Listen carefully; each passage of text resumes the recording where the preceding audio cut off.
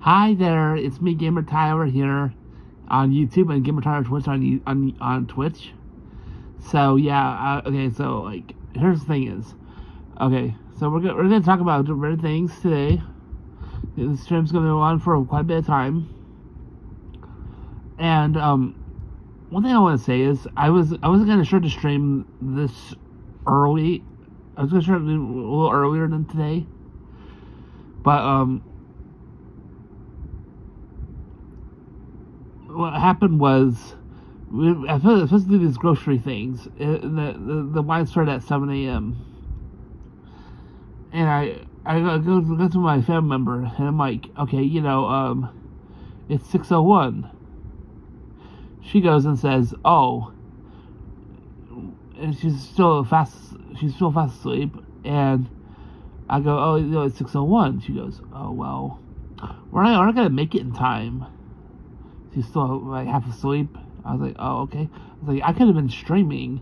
So that's my other friend member was like, because I told her, I told my other friend member about it, and she's all like, oh, I told her like, oh, you know how I told you we're gonna do that grocery, that veggie stuff. She told me that my other friend member, she's all like, my mom was all like. Then my grandmother, she didn't say anything, but as I told her that, like,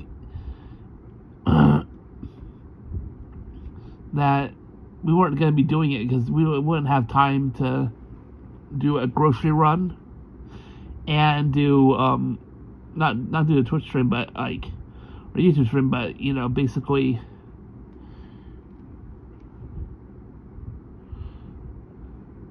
she's all, like, basically saying how I wasn't going to be able to make it in time to get the groceries because it started at 7 a.m.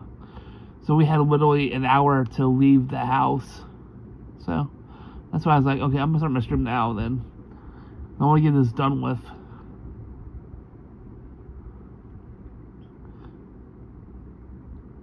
So we'll see how long I stream for.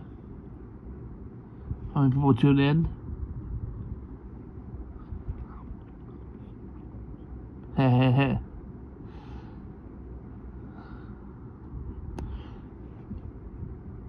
Try to increase the watch time on my channel.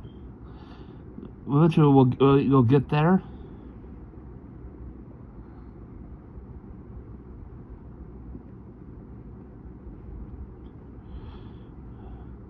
So let's see the guy. So currently I'm watching Boomerang.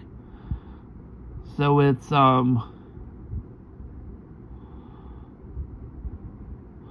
and Jerry. Then at 7 it's gonna be Scooby Doo. I think it's Scooby Doo. Where are you? Yeah, Scooby Doo. Where are you? For an hour, Scooby Doo. Where are you? Then Scooby Doo is Scrappy Doo. Then 9 to 10 it's Scooby Doo show. So an hour of that. Then at 10 a.m., because we'll have to run the stream probably until 11 a.m. I'll probably watch, let's see, probably watch Friends on TBS for an hour.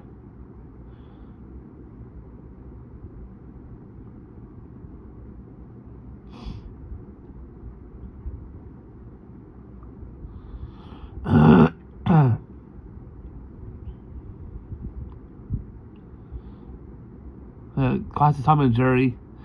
This is an episode where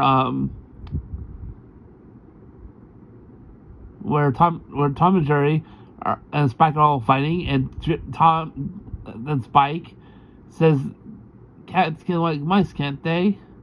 Can like cats, can't they?" And Jerry said no. I mean, he said yes. Well then, let's bury the hatchet. And here's the thing that's really interesting to me about this episode, in particular. So, Spike makes this contract to be nice to everyone, you know?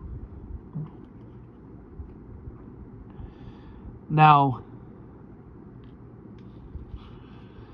at first, it's really nice and everything. You know, it's all nice and like nice and stuff. Now they start saying right now they're signing the contract, the deal, the partnership. Now it's the next morning. Now everyone seems to be all nice and cozy.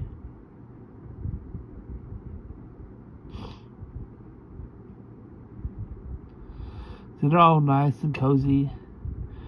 They're all being nice. Tom and Jerry are both being nice to Spike too. Tom's really nice to Jerry. They're all nice and happy and nice. So the alarm goes off. Spike wakes up first. Tries not to wake up Tom and Jerry. It happens anyway. And they realize he's being nice to them.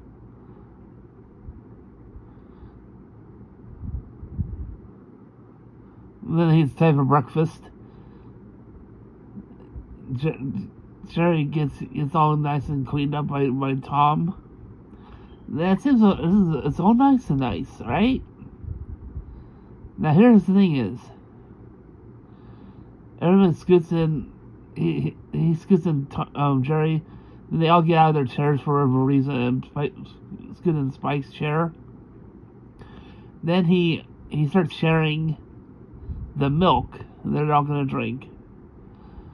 Here's the thing is, he gave Tom and Jerry the same amount of milk, but he gave himself more milk. Now pay attention to that. So with him to like the little stuff, like it wasn't for the steak. That's the thing is, later on you see a steak that gets dropped. They find, right. And here's the thing is, it's really interesting. The steak, right? Yeah. If you pay attention to the beginning of the short, Jerry and Tom were always getting the low end of everything. And Spike was always giving himself more than everyone else was getting.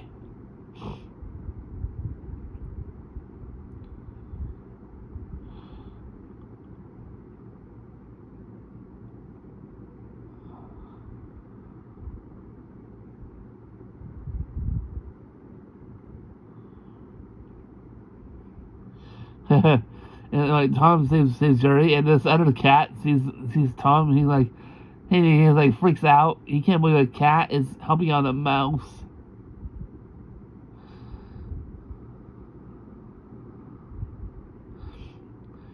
For some reason, Tom's walking past a dog, and the dog like sees him and thinks like, okay, let's eat him for whatever reason.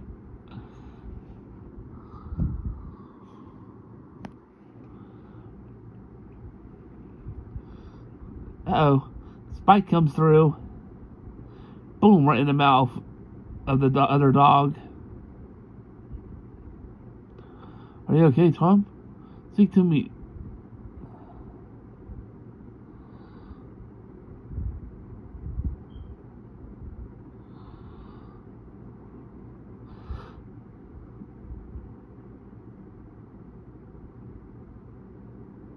And he tries swallowing an apple. It's hard. And this is where they find the steak.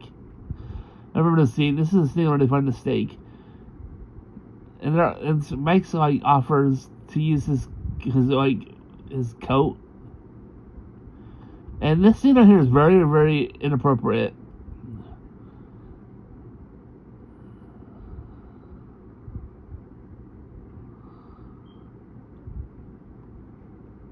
But when you're kids, you never notice that scene where they get splashed. I'm not going to go into details, but yeah.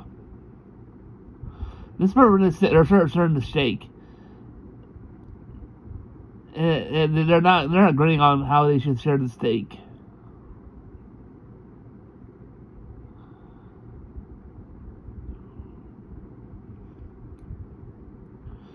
And then Jerry starts saying, we should, you, me?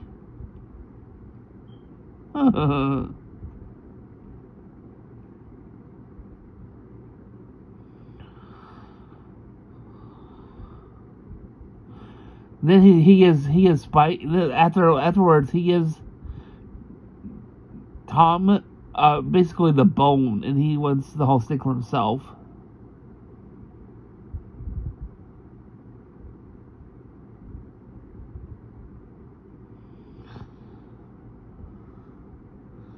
Now they're all fighting over the steak. What happened to their friendship? It's all gone because they all had those hunger eyes for that steak.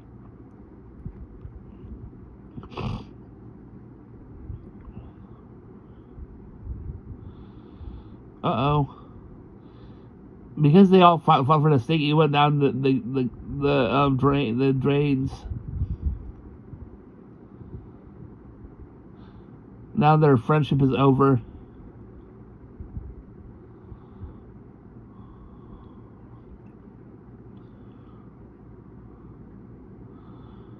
Oh yeah, I'll be right back. I gotta get some coffee.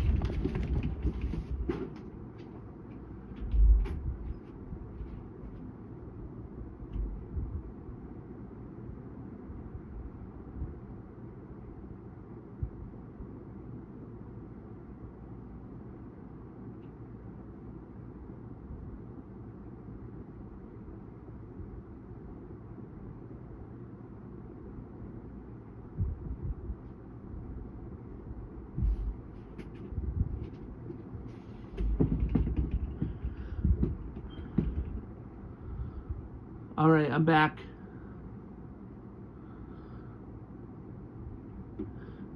Yeah, I forgot I stuck a coffee. I made coffee I pre-made my coffee yesterday. So, because I thought I was gonna be doing stuff today, so I pre-made my coffee.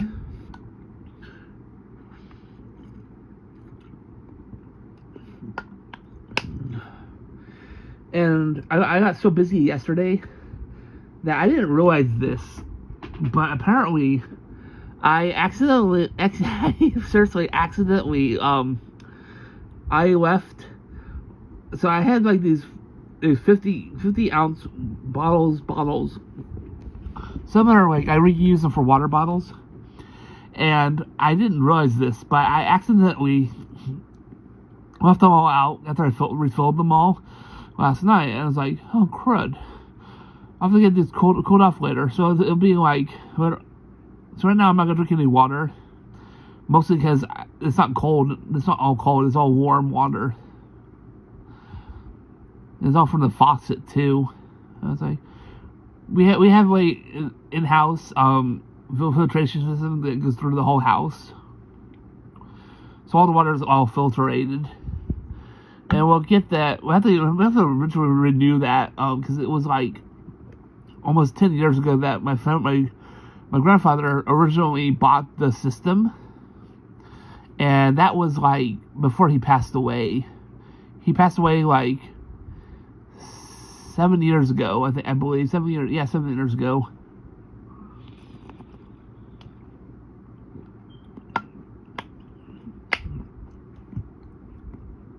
And like honestly, Yankee Doodle Mouse. Yeah. Yankee Doodle Mouse. Yankee Doodle Mouse. Cat Rage Shelter.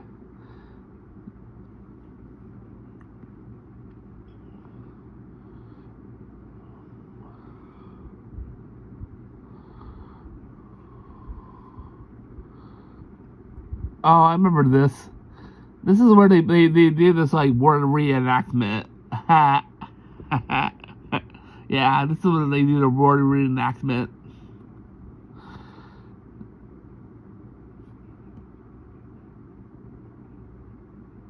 It's such a funny episode.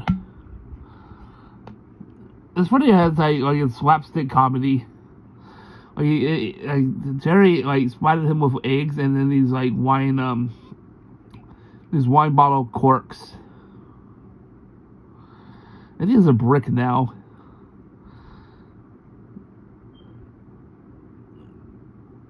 Yeah, it's. I mean, I love Class Tom and Jerry.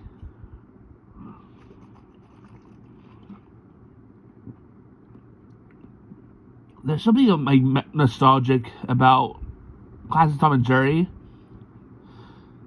Nostalgic, but like, I mean, Cartoon Network and Boomerang basically lived off of these slapstick comedies.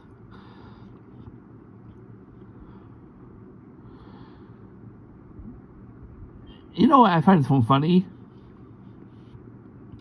is the Flintstones. So the Flintstones have existed like for like decades. And like, here's what's funny is, so I know of them as a cartoon, okay, but I mostly knew them as a kid as a cereal. You know what I mean? And like, the reason I knew about them as a cartoon is because of the reruns on like on Cartoon Network they would do. They used to, I mean, in the early 2010s, they used to do reruns. Not all the time. Once in a while, like sometimes when I was home from school or summer break, they would do like, they would randomly show like, and like, this is when I discovered something. Also, there's something else I discovered. Okay, there's one time I was watching the Jetsons on Cartoon Network, right? And I made a discovery that apparently, so the episodes they air on Cartoon Network, right? Well, this is true for the Jetsons. Now, if you watch the same episode on like a streaming service, or back then they had DVD. Back then in 2010 they had DVDs before they had streaming services like HBO Max. But what's interesting is I discovered, because it was season 1 episode, I don't remember what episode it was, but it was from the first season, that's what I remember. And I had the same DVDs, and I was watching the DVDs before, so there's a certain scene I was like, oh, this scene is so funny. I remember the scene from this DVD I watched, right, okay, and went for it, and they skipped the scene. And that's when I realized that the old classic Jetsons cartoons, I'm pretty sure the same thing goes with when they air on Boomerang. They cut out scenes from the episodes to make them fit the time slots. Oh yeah, they do. Because like, what's interesting is, in order to get the ad revenue in, the cartoons that they run, they seriously run them to the point where, you know, it's like, okay, because like the first season of the Jetsons was made in the 60s, so all the cartoons in the 60s have to have their time slots cut, because the old school cartoons from the 60s used to run for 24 minutes. And like, here's something interesting. Look at the cartoons on the anime. That's why anime in America, a lot of people think like, oh, like the anime we watch on Adult Swim, you don't think about this, but it's actually cut down because they can't air the full episode because of. That's why what they used to do, like whenever like cartoon like Adult Swim would air Inuyasha, for instance, they never played the opening to the episodes. I didn't even know that Inuyasha had an opening. That's why I watched it on like streaming. I was like, holy crap, there's an opening for this? I was like, I had no idea. Like they did not even do the opening. And like when I was a young kid, I would watch Adult Swim.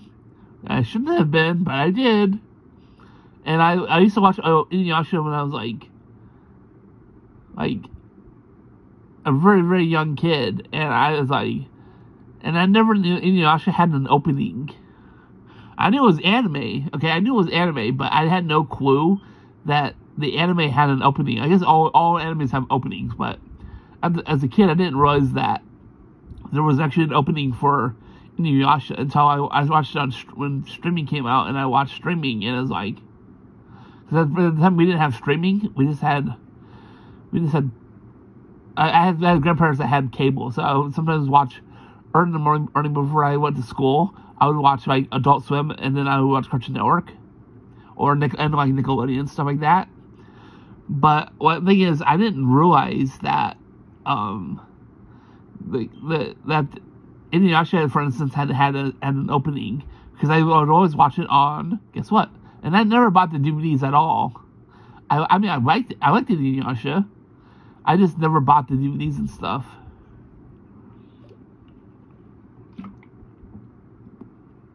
And something really interesting is that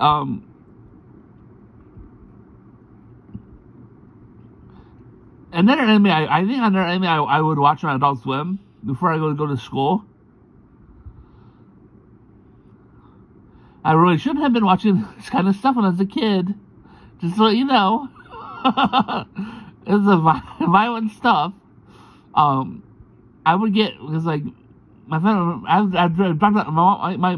my mom would drop me off at my grandparents' house, and like my school bus would pick me up from school at their house, right? And here's the thing is, I used to watch Case Closed, being a very, very young little kid. Because I'd be there at 4 a.m. I like watching Cartoon Network. So I would watch Cartoon Network. And I'll be honest, so when I was a kid, when I was a little kid, I knew about Power Rangers. This is how I found Voltron. Not kidding. Watching Adult Swim at like 5 a.m. in the morning is how I found out about Voltron. And like, I was like, wait, this is called Power Rangers. I knew about Power Rangers, and then like I would go to school, and like none of the other kids were like, what the heck is Voltron? They'd be like, what the heck is Voltron? I don't know, it's some cartoon I found.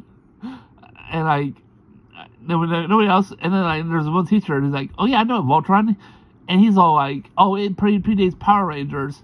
And then later on I did, when I was when I became much older, I really researched it, and I discovered that Power Rangers actually outdates Voltron by like several years, because Voltron was created after Super Sentai, and Super Sentai is actually what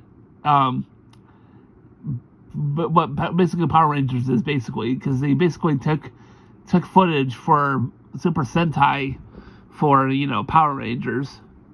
So technically Voltron came after Power Rangers, even though Power Rangers, because Power Rangers original content is basically Super Sentai. So it's got a lot of boomerang left. This was wait. Oh, this is okay. I know this is the Karate Kid. I wonder if it's like TVY7. This one is made after in like the early 2000s short. Okay, that's why it's like TVY7. I was wondering, like, I was like, wait, why Tom and Jerry TVY7 should be TVPG? And I was like, that's what a lot of people don't realize, is that each short they release on like Cartoon Network, it has a different TV rating. Like,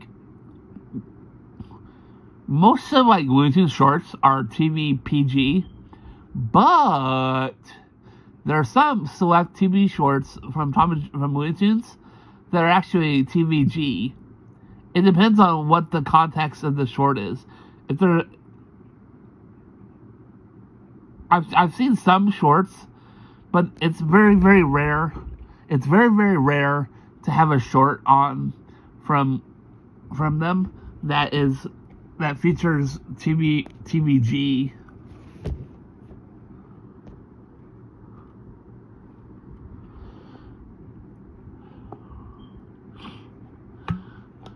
But yeah, it's very rare to have a short that features that.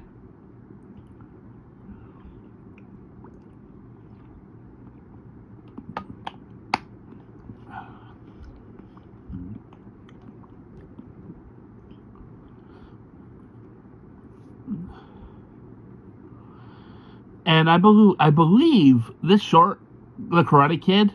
Yeah, The Karate Kid. Oh wait, The Karate Guard. Okay, Karate Guard. The Karate Guard. This short right here. Not only is it from the early 2000s, but this short was worked with I think one of the sons of Hanna-Barbera or Joseph Barbera. Hanna-Barbera, the Hanna-Barbera duo. One of their kids worked. I don't remember who. I'm not sure exactly who it was, but it was one of their kids.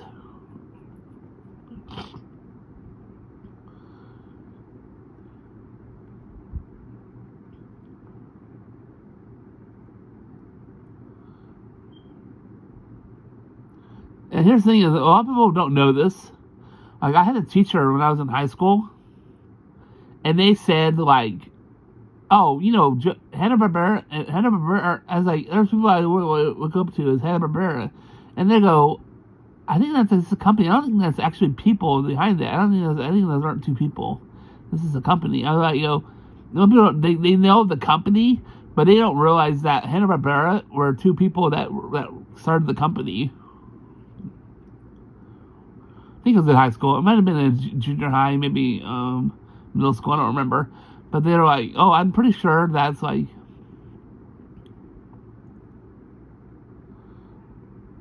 I remember it was a long time ago. So maybe it wasn't high school. Maybe. I don't remember. I don't remember the cartoons. Maybe it was high school.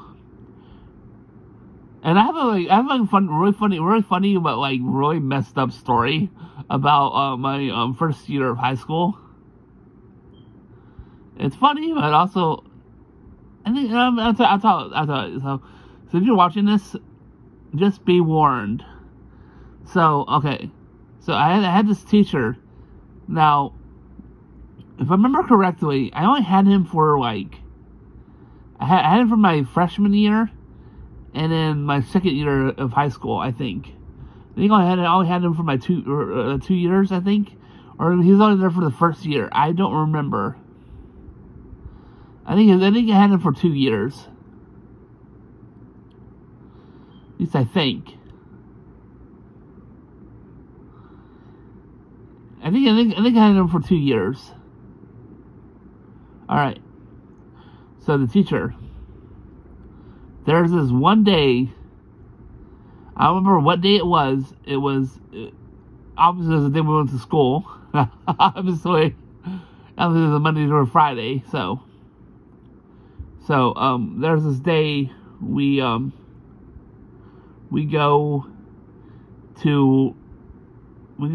there. I went there, and he now I'm trying to remember, he taught like a certain class. I think he taught I don't remember the subjects he taught.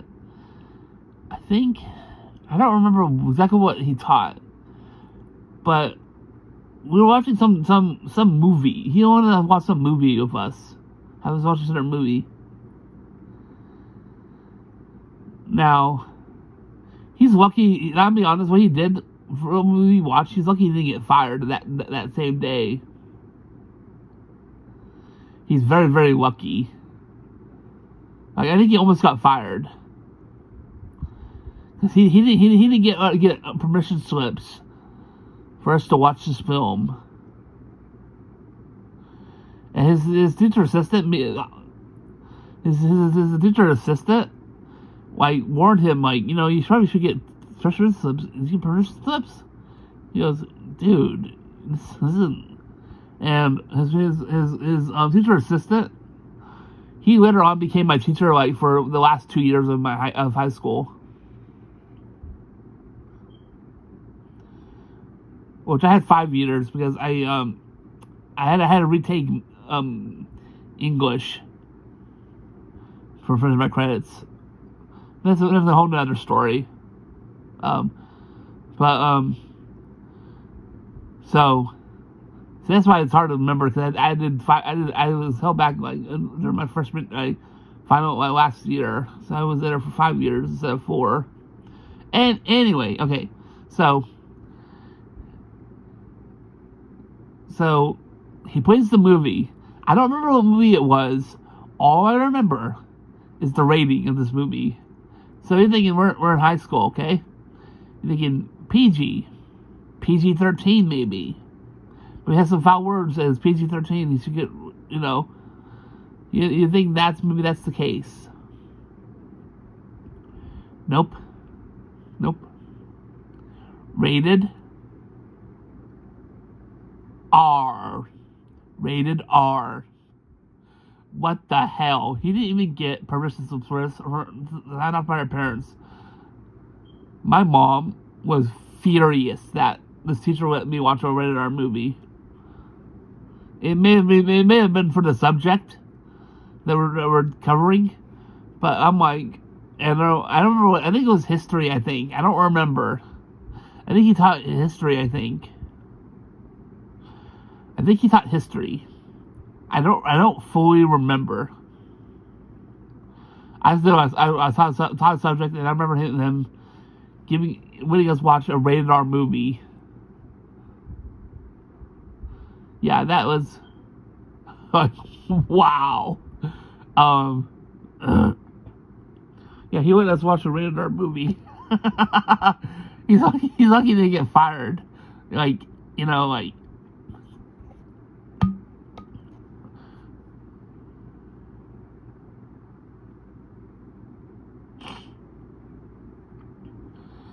And then, let's see. It's probably, I have another story from high school.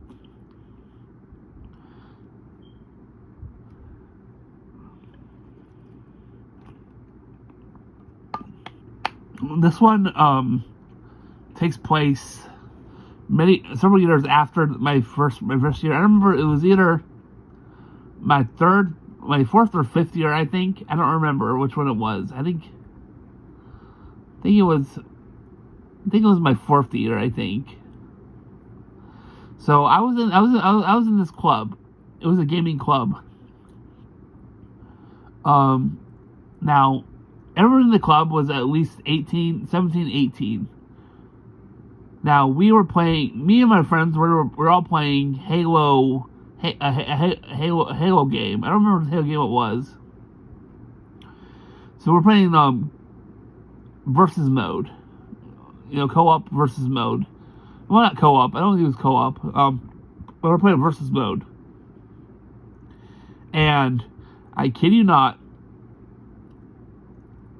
So in Halo, you see dead bodies, right? In the game before they die. They're left to rot. Well, at this very moment we're playing this game, our principal comes in. Mind you, we're playing a shooting game. We're playing that, and he goes, "Is that a dead body?" I go, "Oh yeah, that's probably mine." And he goes, "Listen to the principal," and they talk. Now the game belonged to one of my friends. Okay. He's the one that brought in the console and the game.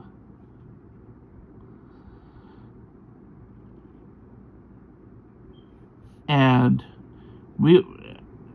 he said, and I don't remember what exactly his words were, but he was not happy. He said not happy. I was thinking,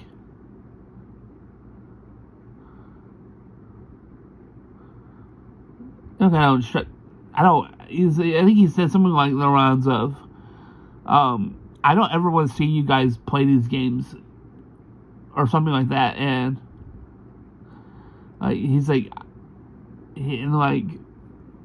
so yeah, something like that. I don't remember exactly what he said, but he said something along that line of that. No more of these games are out, so I'm shutting this down. I think that's what he said. I think that's what he said. And Now it's like a week later. My friend, he brings in Mortal Kombat. We're playing Mortal Kombat. The teacher that was overseeing the games, he goes, "You were told you can't play this kind of games." And he goes, What do you mean? Didn't you hear the principal? He goes, "I thought he was just joking." And that's why I knew. I was like, my friend, I was like, I didn't think he was joking when he said that to us.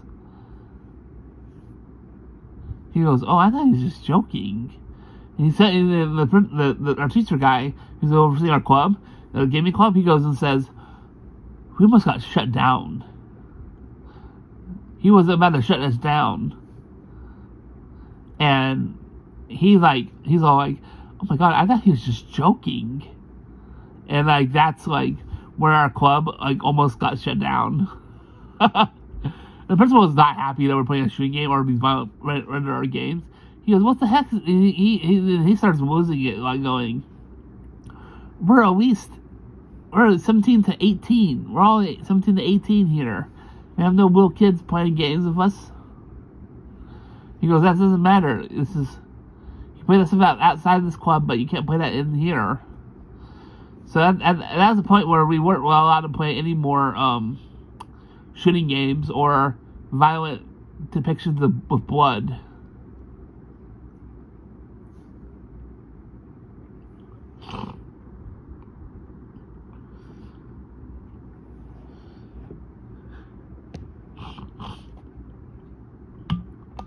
But yeah, that's when we almost got our club shut down.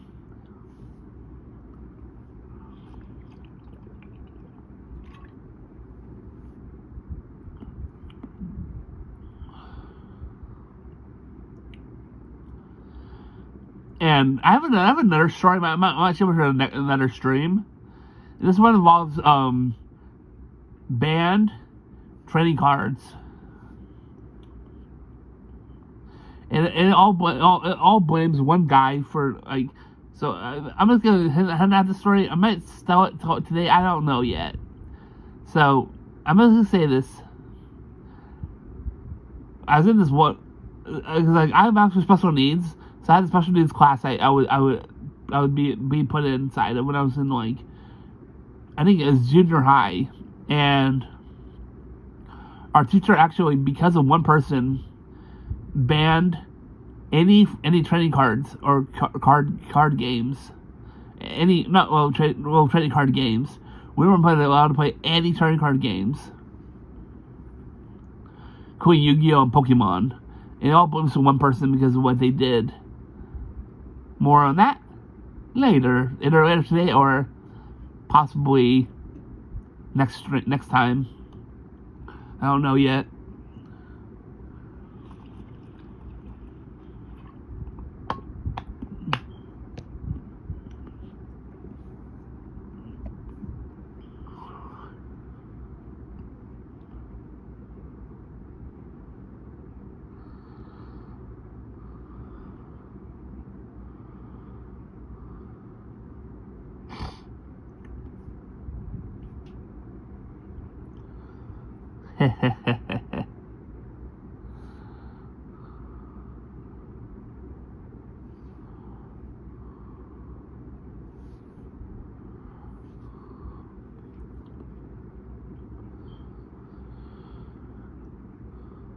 Oh, it's Tom and Jerry short. It's Under the Big Top.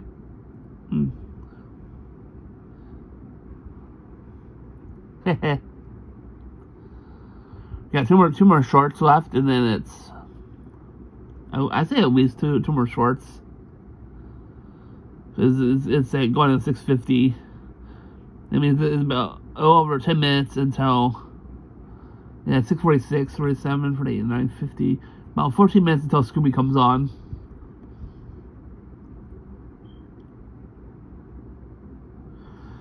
There's about two more shorts left.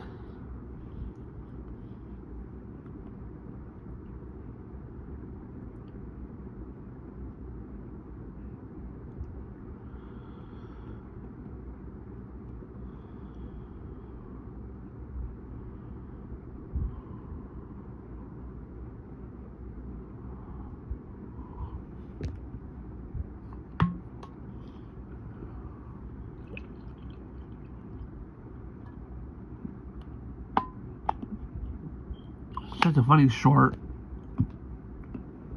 And this is a super funny short, though. There's a lion, and he's chasing after Tom. And Jerry's just enjoying it. Being the ringmaster. That one little scene I saw. Okay. Interesting. Then that one's over with. And then there'll be a bunch of ads.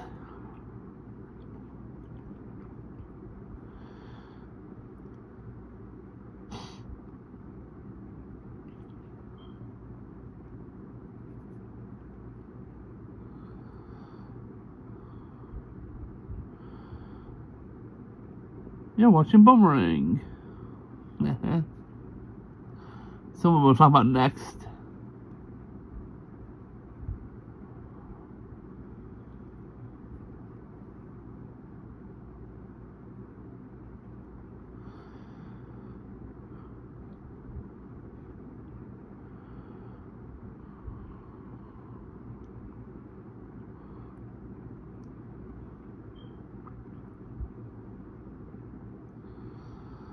Yeah, so I'm actually, another thing I've been doing is yesterday I discovered, the Benjamin, this is an app I've been using before called the Benjamin app.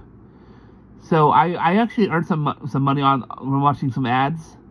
And I've noticed that, like, the app itself now, does this thing where you actually, earn into your wallet same day, let's say that you earn, $5 watching ads.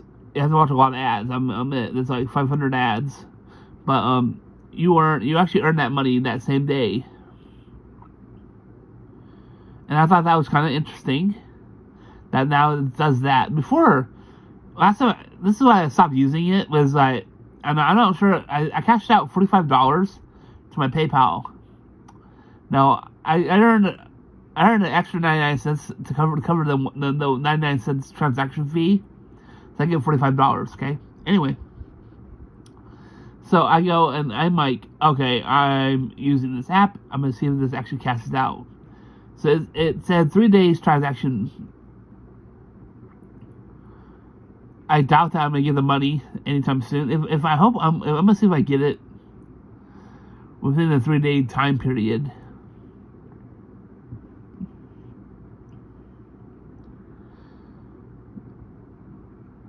And I've been checking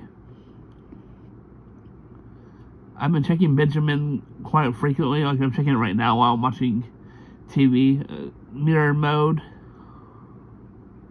Oops. Let's just go here real quick. My wallet. Withdraw history. Still in quote. Like I'll be honest, so I have like $45. I have like $79.99 going through. Like I have $34 with $33.01 going into my PayPal. Then I have like $45 this was coming out, and like the first one I did, right? So I have like a whole bunch of money pending. I don't know. And I'm like, I see that, and I'm like, what's taking them so long to like cash out this money?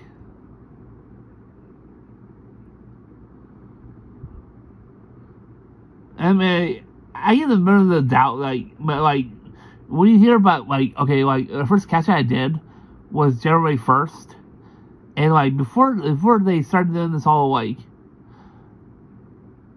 when you watch ads, even when you watch ads, you had to wait like 90 days for that money to go into your wallet, right?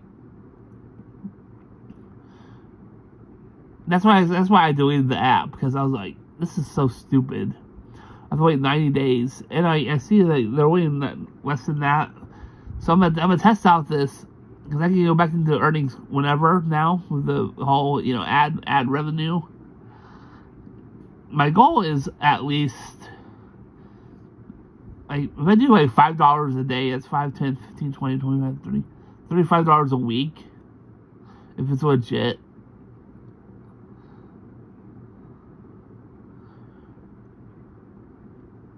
But the attraction fees are taking like so long. This is when we were introduced to Butch, the short right here. So Butch is going to pretend to be a baby.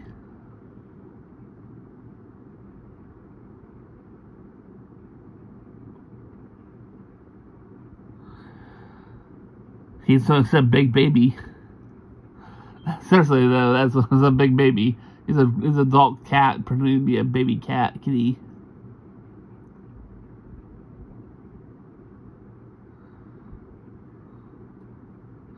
I'm a poor hungry wife, feed me.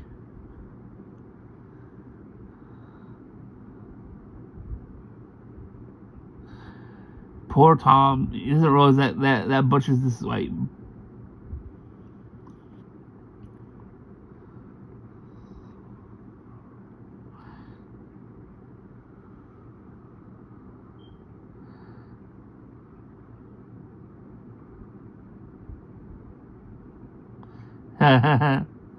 He's been anyway. So like, the Benjamin app, I've been waiting for this since January 1st for my first cash out. Something about the January, February, March, April, May, June. It's been over 5 months. I'm still waiting for that cash out. I'm getting to the point where I'm thinking like, I used to love the Benjamin app. And I'll be honest with you, I liked it before they went to PayPal. Because when they switched over to doing cash outs to PayPal, God, it takes like so long to get cash out. I think they're doing with actual money now. I think. I don't know. But back when they used actual like gift cards, I mean, it was awesome. I mean, I was eating like a king while doing streaming, all the other stuff. Like, I used to love watching ads on Benjamin. I mean, I remember this one month on Benjamin, I made $100 in gift cards. And, I made like typically up to $50 in gift card money. And I would get it with, I'd eat like a king. What I did was I would use the money, the money I would earn from watching ads, and I would transfer that into like DoorDash. So I was DoorDashing ever so often, and I missed that. Because it was extra money that was like, oh yeah, there's this money, and then it's like DoorDash.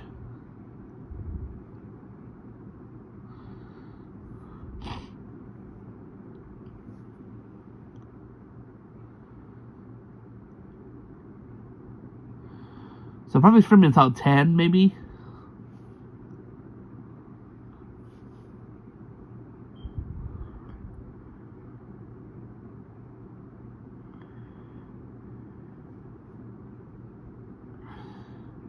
Poor Tom.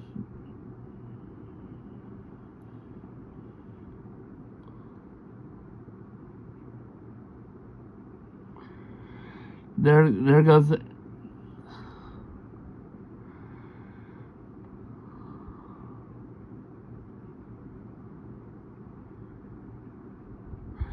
Then Tom chases Jerry, and Jerry stops him. Look, he's all like points. The guy's like stealing Butch is stealing all their food.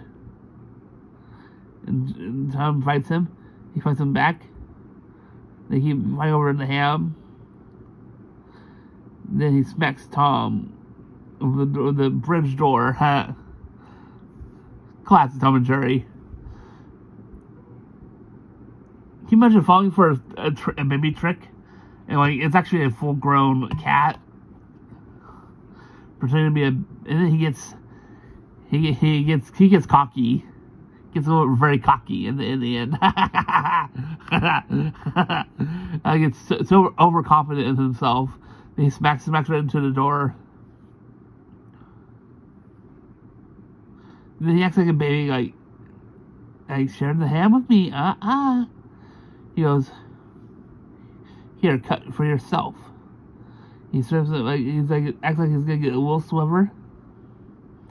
Then he starts taking the whole ham, like starts eating it all. He starts pushing it away so he eat the ham. But his first appearance, he was so chaotic.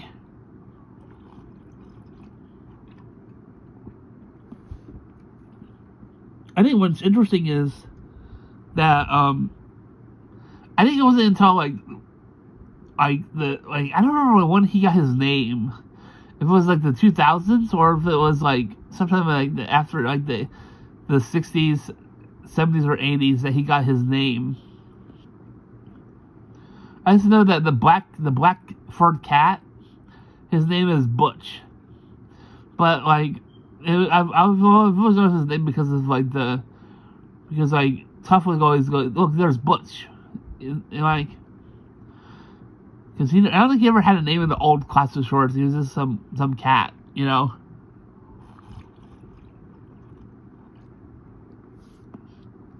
Yeah.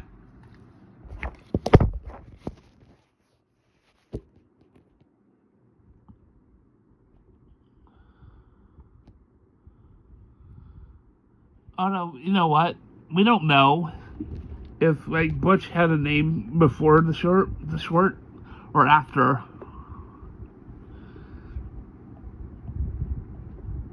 Let me fix this wire. Slapped again. Okay, there we go.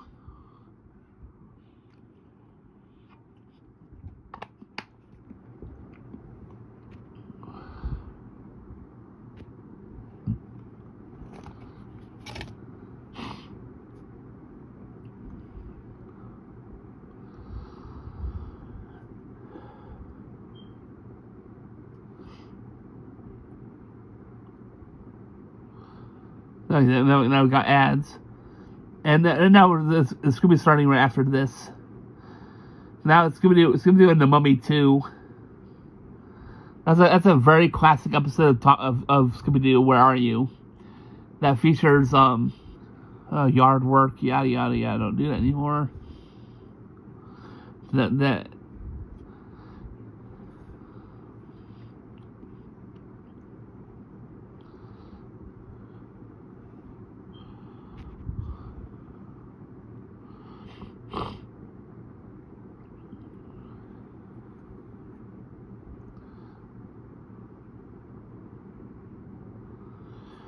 Now it's Scooby-Doo, where are you? Scooby-Dooby-Doo.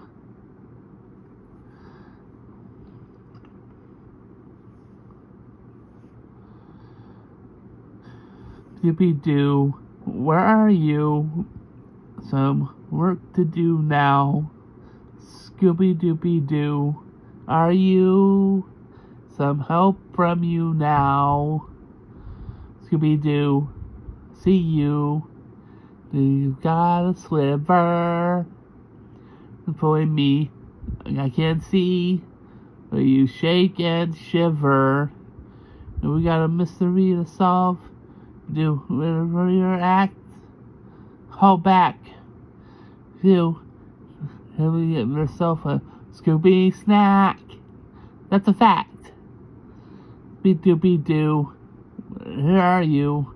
At the end, you're willing.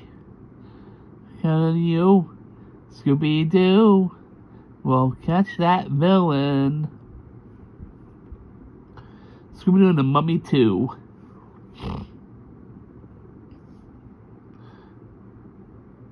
This is such a classic episode.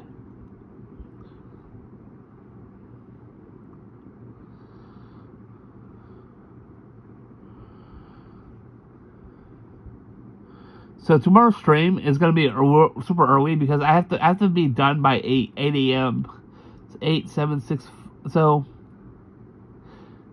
8 to 7, 4 to 5, 5 to 6, 6 to 7, 7. Yeah, I'm gonna start around 4 a.m. Mostly because I have to be done by 8 a.m. Because I have to have church at between 8:30 and 9:45. So my stream tomorrow will be around 4 a.m.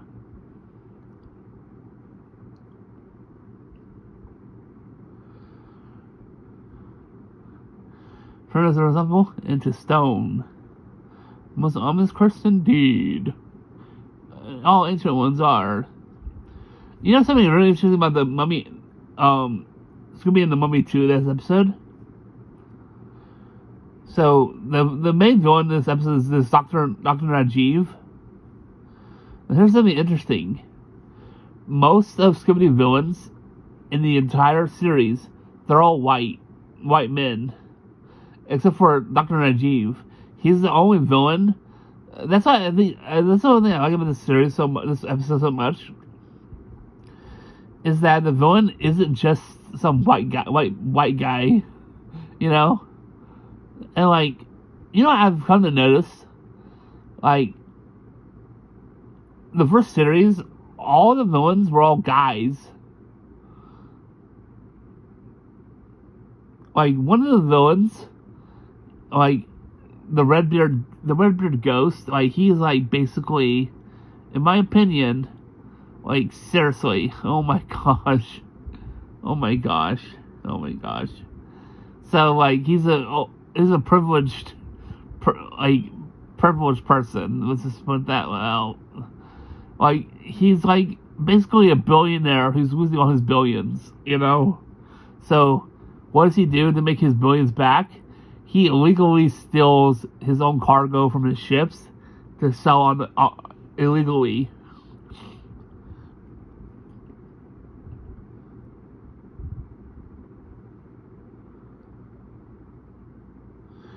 And like, I think there's another ghost, like one of the ghosts, like the Haunted Mansion ghost, the headless count, I think it was called. I don't remember. I don't remember which episode it is exactly, but that ghost from particular ends up being this guy who's trying to scare people away from. She's trying to find this family treasure that's legally his, you know, and then when they find him and they notice there's still this banging noise, and they go, "We thought that was you," and he goes, "I thought that was you," and they realize there's someone else in the house. Like, seriously. And they discover that it's actually the guy that they met in the beginning of the episode, where like he acts like, we're aware of this house. He knew for a fact that it wasn't haunted. It was actually haunted because that was his neighbor. Yeah, that was his neighbor, and like, according to like the guy that actually owned the house, that was his greedy neighbor. So I guess he overheard him talking about his treasure, or knew about the treasure somehow. Okay, and he was like, got those hungry eyes for theft. You know, so he'll keep looking. So he probably looked at all the clues and figured, I'm just gonna start chopping away at his house. So he takes a freaking axe and starts chopping into like the foundation of the house. And Scooby accidentally finds it by bumping into the thing, and he goes, "That's it. It was supposed to be in a carpet bag." And they're all, "You're rich, Mr. Stillwell." And the villain goes, "It would have been mine if it weren't for you snoopers." And I know, I imagine that one guy went to prison for not just theft, attempted theft.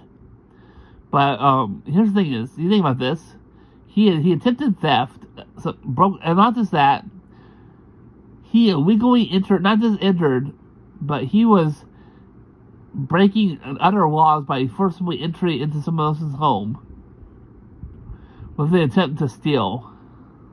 You know? So.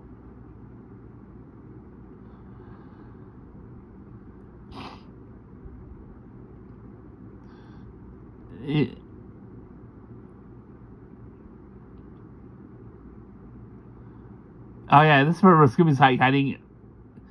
He's zooming into each his little containers. Then the ghost, the mummy, just like smashes one of them open. Like goes, "You must be in here," and he smashes it open. And then the mummy actually sneezes. The mummy notices her. He tries rebutting his little disguise. He shakes it apart. You can't hide it no more. Next way, gotta run, baby.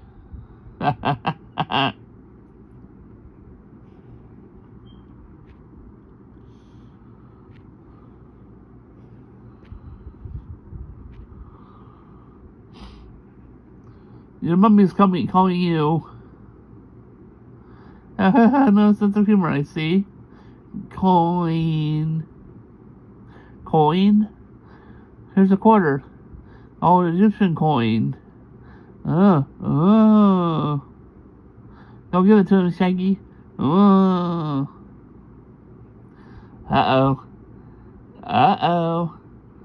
That for a Scooby snack? Okay. The whole box? Nope. Scooby-Dooby-Doo! Oh. Put him up. Boom. Oh. Huh. He does black belt Scooby.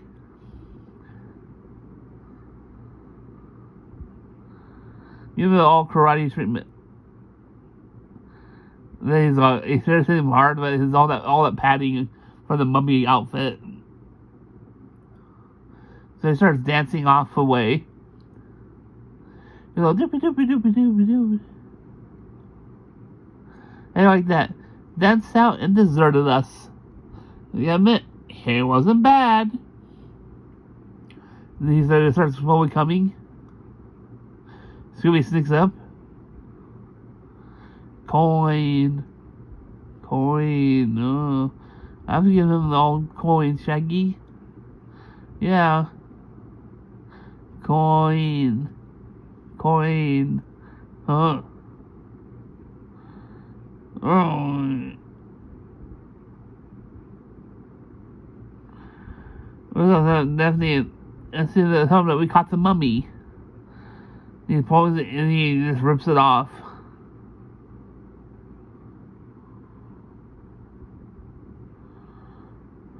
Footprints. Look how big they are. They must be the mummies. Let's follow. Stay close to me. Ooh. This is the part where they discover Dr. Najiv's car. I think he left hours ago. Dr. Najiv? Is he?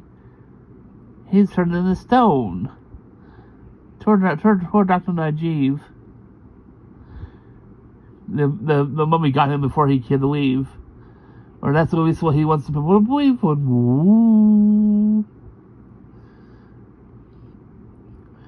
You know, I've noticed, like, the ads on, like, Boomerang, they still advertise that, the Scooby-Doo, and Guess Who series, even though it's exclusively only on, Discovery Family. I don't know. I don't know why they still air it. I think, like, it's all auto-tuned, you know? The only thing they ever changed are the ads. The quote-unquote actual ads.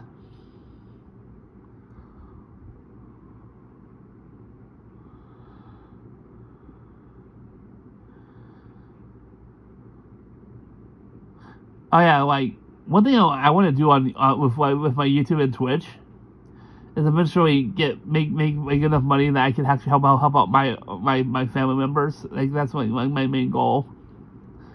Because I'll be honest. So my grandmother really wanted this dog. I named him Cooper. And Like, I mean, I'll be honest. So he gets this infection.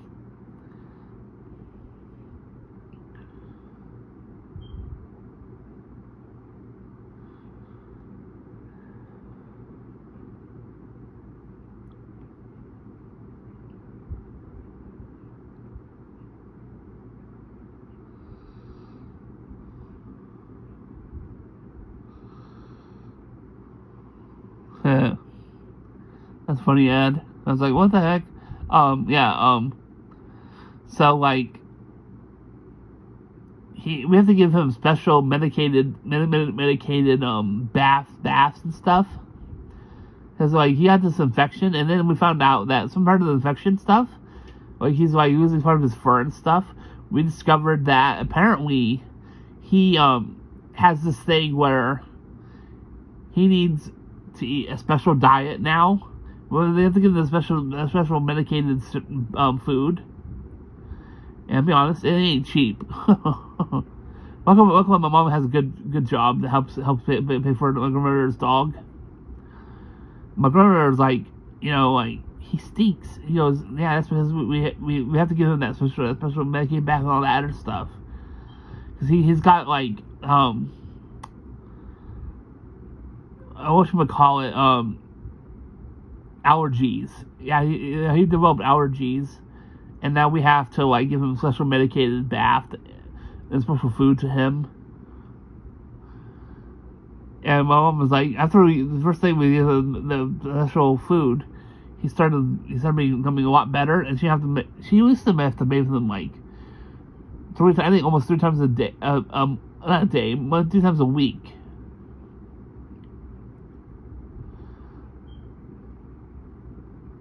So I do YouTube and Twitch to kind of, which I get subscribers. I got my first subscriber, which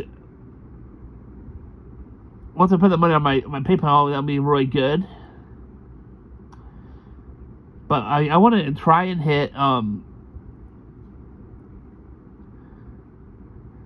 hit hundreds of Twitch subscribers in order to like fully fund everything going on with the dog and my YouTube channel. Like for instance, we actually cut back on like our bills by like we used to have Disney Plus and a whole bunch of other streaming services. We got a lot of them except for Disney Plus and DirecTV Stream. I use DirecTV Stream more often than I do anything else. And even HBO Max was starting to like become garbage after they removed like 90% of like their cartoons. And then luckily Tubi took over like that whole huge catalog of cartoons from like Warner Brothers.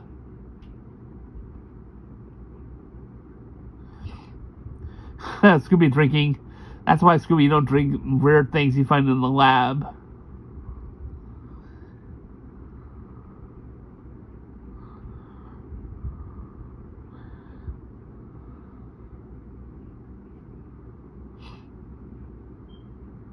Uh-oh. Coin. It's gonna be a coin collector again. Smoke screen exit. Let's get out of here. What's going on? We got a mummy inside. That's okay. Where's Scooby? He's trapped inside too. Scooby? Mr. Mummy? They're not here. We're got by the back window. That creep must have Scooby. Uh-oh, Scooby, that ain't good. Better hurry, but he's like, we find him as solid as a rock. Dr. Rajiv. Scooby. They find his statue. There's a big boneyard in the sky. Oh. My old pal. Hungry face again. Raggy? Look, Scoop. You've been turned to stone. Scooby starts crying. And then Rose says, "Wait a minute, Scooby, you're alright." "Yeah." "Scooby-Doo." "Okay, cut it out, cut it out." Scooby found two of them. See this out, gang? Stone one? And a real one. I don't get it. I don't get a lot of things. What was the mummy after that goofy coin? What is that? It's good. I remember it correctly. I've seen this quite a bit. There's actually a rare treasure inside the statue.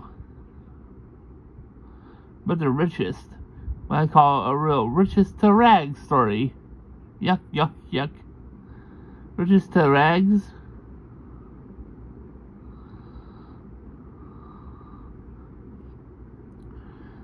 Design work on the statue. Look at the treasure puzzle to me.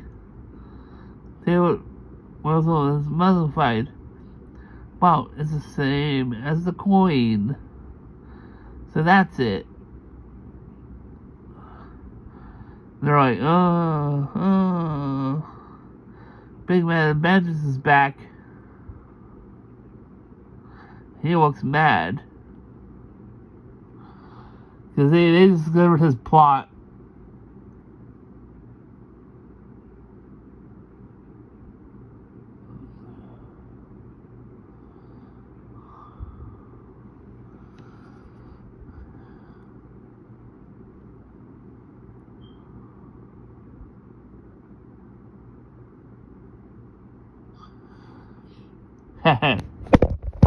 Oops.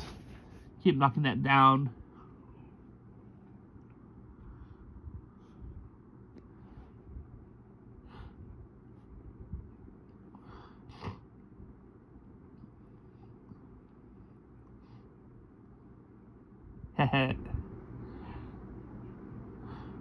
I'll be honest, I'm really looking forward to the new Zelda movie. I'm so hyped for it.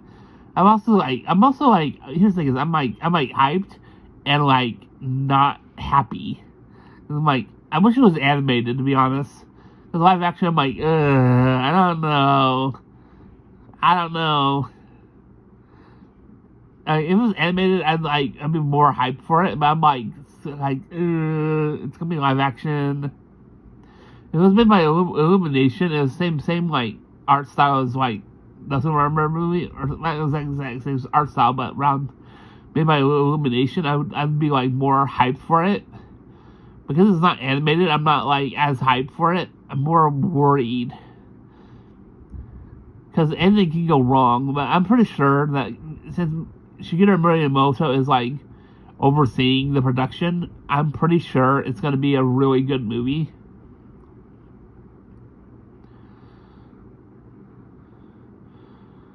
But here's another thing: is if they make a sequel, like if you look at what happened with the Super Mario Bros. Second movie, and how all they did was put a bunch of cameos, and it didn't do much to the story. So I'm like, I don't know. I mean, Legend of Zelda's always been about storytelling, you know.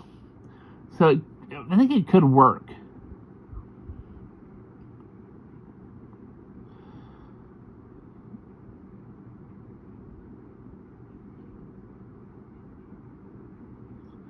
But I did love the Super Mario Brothers movie, the Galaxy movie. It was pretty good. It was a good Mario movie, but like I guess I love it because it's a Mario movie, you know. Like when it comes to cinema, it's okay. You have to be a fan of Super Mario Brothers to love the movie. That's the problem. It has nothing to cinema, but it's a good Mario movie. But just because it's a good Mario movie does not mean it's a good movie in general.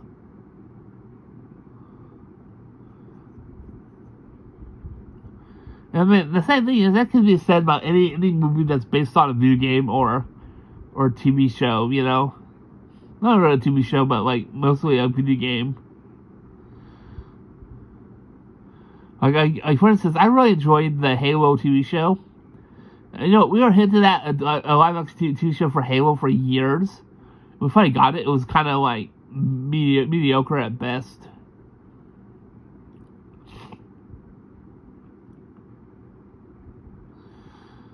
And the movie, I give it, the TV show that they did for Halo, I watched the first season. I never watched the second season.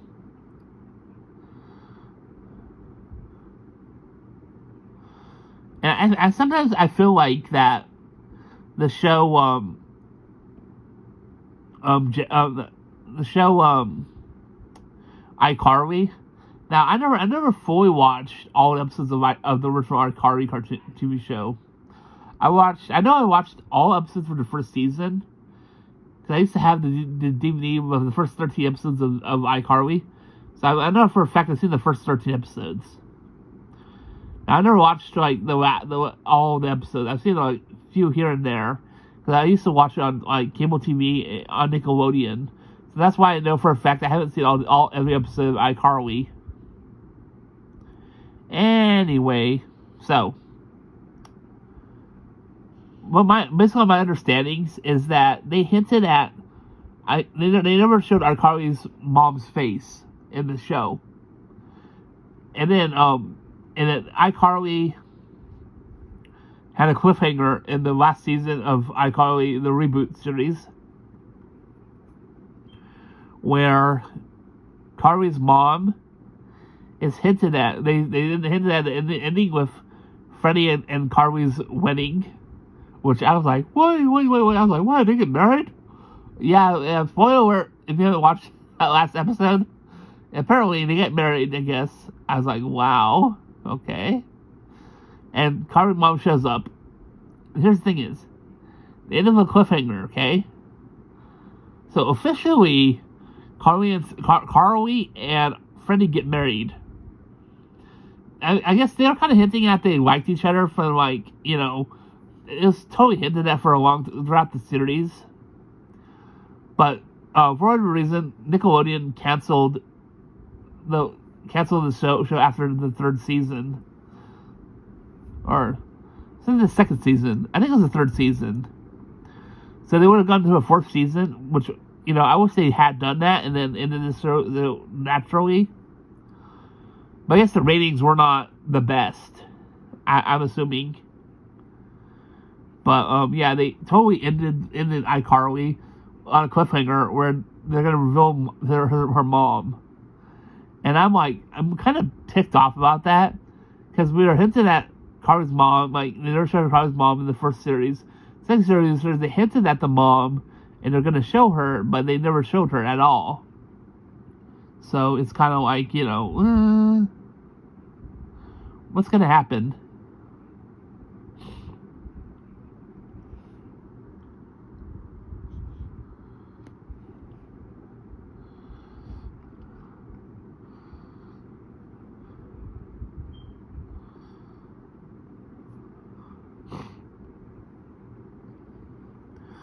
And one thing I've noticed, like Nickelodeon, for instance, has really been starting to play like, oh, this is playing Brave right now. Okay, Disney XD is still doing the whole. I guess they just ending Stitch like at like 8. So yeah, and then Phineas and Ferb, the Big City Greens. So they're off that Stitch marathon they were doing yesterday. Yesterday they did a whole Stitch marathon. Right now they're playing SpongeBob on Nickelodeon. Then one thing I noticed, Nickelodeon mostly plays movies on the weekends.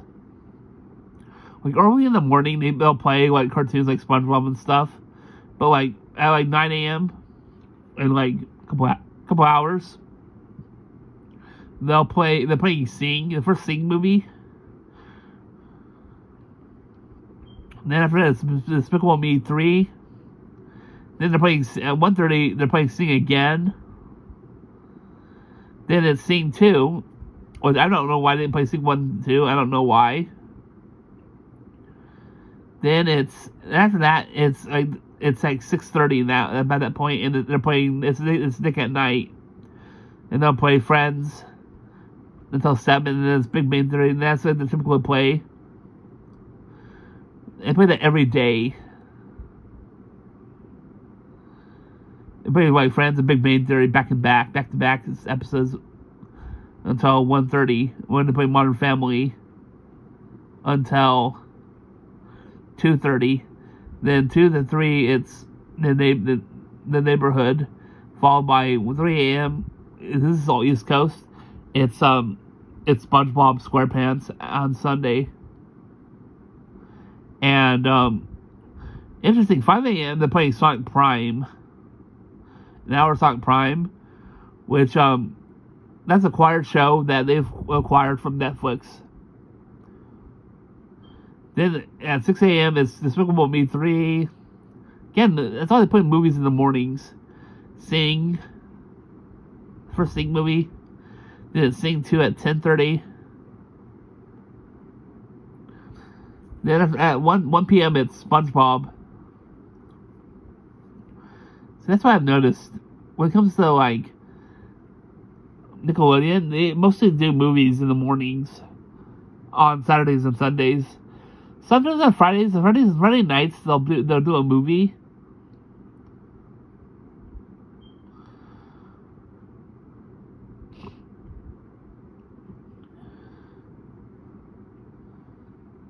Sometimes once in a while they'll play a good movie, but it's like very, very off. Like they always play good movies.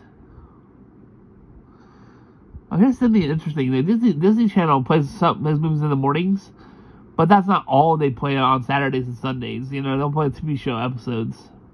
So, but one thing I've noticed about Disney Channel has like really changed in the last right now they're playing Brave, and after that they're playing Luca, and then after that it's Bluey for a couple hours or something. There's Big City Greens. And then they're playing a movie at 4 p.m. Coco. So yeah, they play a lot of movies too. But then like it's Kif for a couple hours. I think like a couple hours. They're playing like 3 episodes. Almost a couple hours. Then it's Phineas and Ferb for an hour. Then it's Miraculous for an hour. And then it's Big City Greens again. Then it's Kif. Until 2 a.m. it's Bluey. And then 3 a.m. it's like the Disney Junior cartoons. Until 5 a.m. It's Big City Greens on Sunday. This is Sunday. And Phineas and Ferb. Then I guess maybe they do play movies too on Saturday on the weekends. That's what I've noticed. They don't play as many TV shows. They play more movies nowadays. But they got some good movies. They have Inside Out, the first Inside Out movie, and the first Zootopia movie. Then it's Bluey.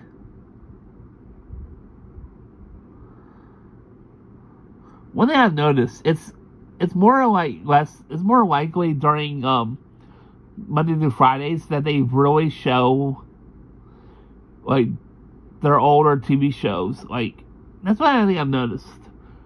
Like Monday to Friday is when they typically show Lilo and Stitch, the series, which most kids nowadays probably don't even know what that show is. I mean, I highly doubt any kid knows what Lilo and Stitch series is. They know Lilo and Stitch, but they don't know like Lilo and Stitch the series. And how the actress, I can't remember her name, but the actress that plays Lilo and Stitch in the cartoon, in the original animated movie, also I believe she also voiced Lilo in the TV show I'm pretty sure.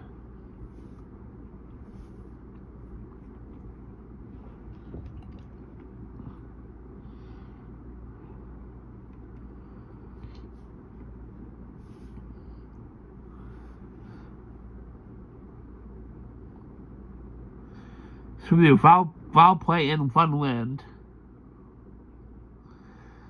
This is actually the only episode of Scooby-Doo, Where Are You? That the ghost is actually real.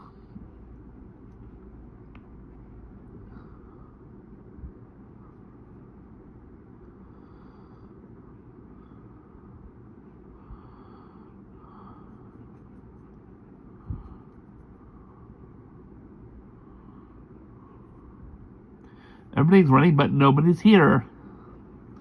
It's a dream come true. Let's get the lunch counter over there. Well, service, please. Order openers. Malted hot dog with all the trimmings. Me too. Who did that? He just gets his food that nobody was even there at the counter. Mysterious. Sorry about that. Let's go find Shaggy and Scooby.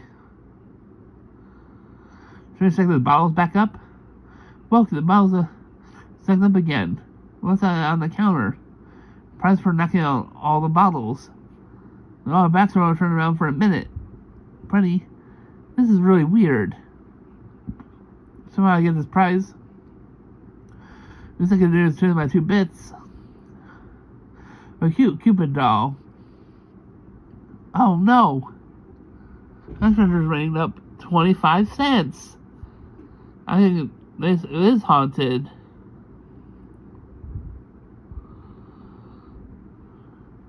So it says we getting some cotton candy too. I just saw somebody. There he goes again. Faster than a spinning bullet. Seems like Superman.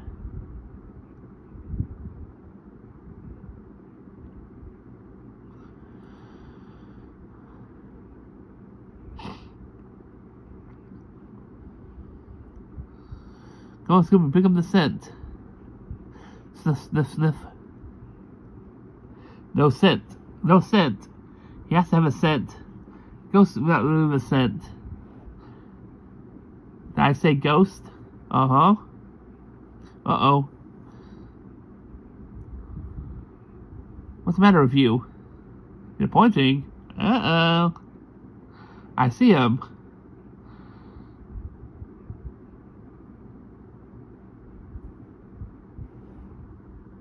That's no ghost. He went mad from Mars. Uh-oh. Guys. It's getting crazy. But also, Saturday morning, tuning into, like, Boomerang. And I talked about this in the past. I was trying to look for, a way for you guys to watch it on a separate device while you watch my stream. But, like, there's no website available anymore. And I looked up, like, the TV Pass, and I discovered that the TV Pass actually got shut down. I was like, wait, what? The TV Pass got shut down? And, like, a friend told me that. I was like, oh crap, that's really true. Right now, Cartoon Network is playing, like half an hour ago, they were playing Regular Show. I think they're playing Regular Show, The Lost Tapes. Yeah. Regular Show, The Lost Tapes. And right now they're playing Craig of the Creek. Then I think after that, when I'm watching Scooby, they're playing, Amazing World Gumball. Which I actually finished watching all episodes of The Amazing World Gumball on HBO Max when I used to have it. And, like, honestly, Craig of the Creek, I never watched all episodes of that series. There's one episode in particular that's super freaking creepy. I mean, it's absolutely creepified. It's super creepified. So there's this episode I watched. It's one of the Halloween episodes. So like, whenever Halloween were around, they had a listing for all the Halloween episodes like from like various shows they had, right? One of the shows listing was for Craig of the Creek, okay? And so I click on it, right? And I watched it with a family member. She goes, "Is this show always this creepy?" I go, "No, this is just like," I was surprised how creepy this was too. So like, it starts off with there's this new kid. This kid shows up with Craig, and they all go trick or treating. Now, I can't remember the episode, all that happened in the episode. All I remember is that the new kid, he ends up scaring all the other kids because they're going to scare Craig, make him cry or something, and then he stuck up for him. And the kid reveals that the story is real. And he tells him, "I was actually the kid that lost his head." I was like, what the heck? What the heck? That is super freaking creepy. Like, this entire time, all these kids that are with Craig have been playing around, walking around, trick-or-treating with an actual freaking ghost boy. Like, do you know how creepy that is? I was like, that is super creepy. I couldn't believe how creepy that was. Like, how they were actually, like, hanging around with an actual ghost. And then, like, the Amazing World of Gumball, I watched up to, like, I haven't watched the new series yet.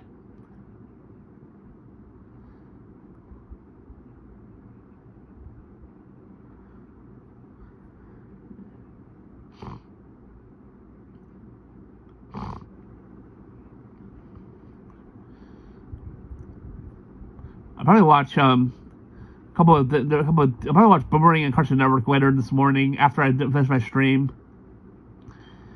Because I'm streaming until at least, so we have like 3 more hours, like 30 more minutes, 2 minutes and 30 minutes, so let's see. Less than 30 minutes, so, around 10 I'll end my stream. And, so I haven't fully watched the show, The Amazing World of the Wonderful Weird World of Gumball. I haven't watched that one yet. Which I really want to start watching that. It looks so good. I really liked The Amazing World of Gumball. But when it comes to Scooby-Doo, Where Are You? Like, that's my all-time favorite show.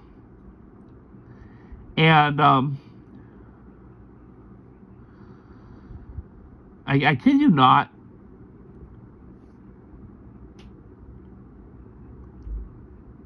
So, when it comes to, like, some Saturday,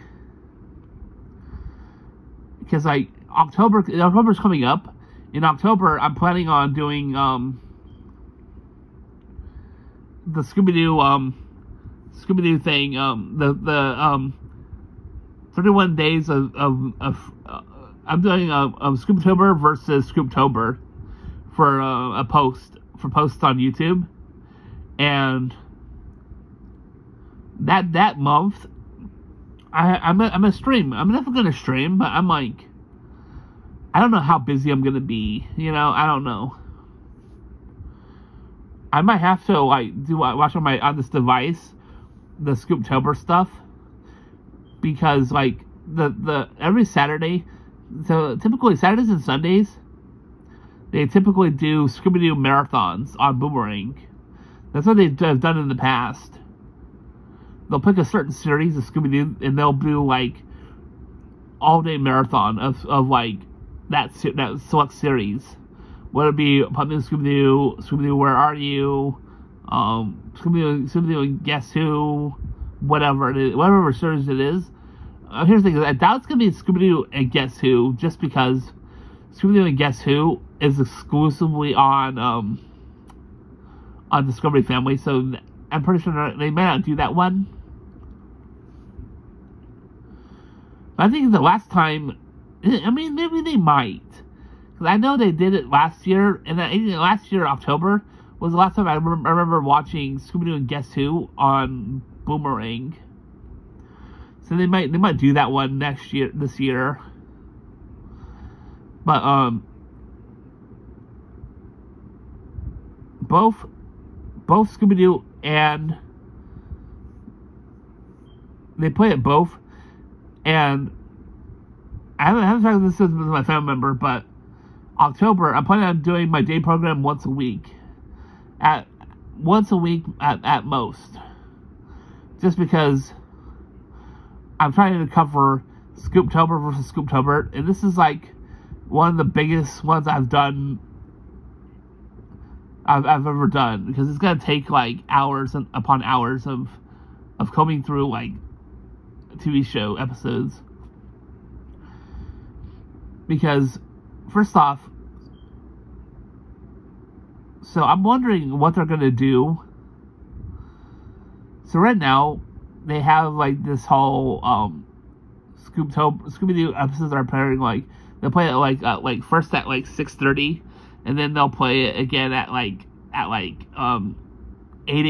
at 6:30. Then they'll play another episode from 7 to 8. They'll play something, and then they'll play Scooby-Doo at 8 to 9, and then blah blah blah every other hour up to 2 p.m. the last one they play, and then it's an hour and 30 minutes when they play something else, and their cartoons, and then they'll play from 4:30 to 5:30. They'll play repeats of the 8 a.m. episodes,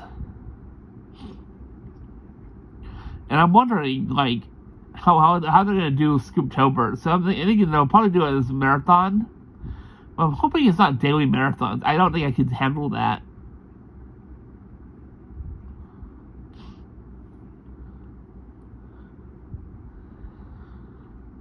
I mean, it's gonna be.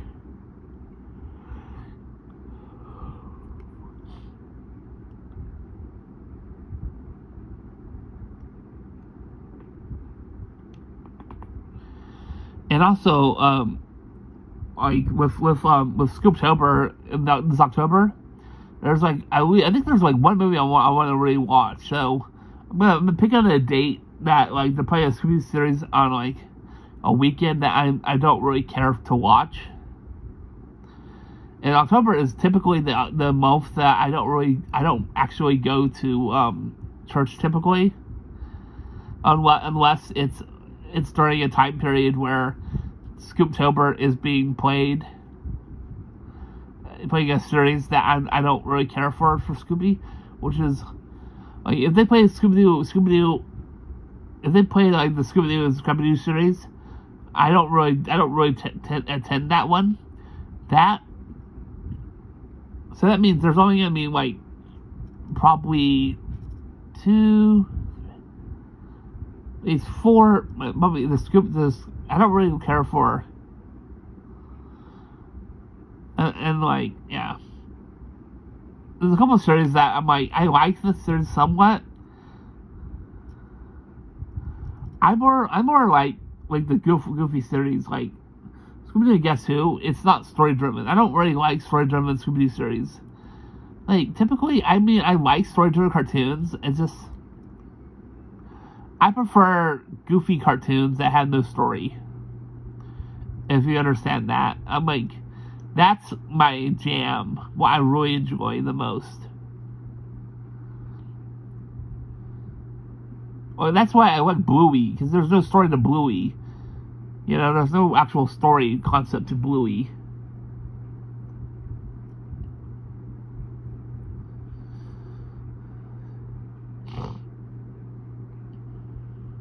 Uh-oh. It's not charging. Phone's not charging. Okay, that's not good. Let's check. There it goes. Okay. Hopefully that fixes that. Huh. That was scary. I almost had my phone die on me. Would have ended my stream right away.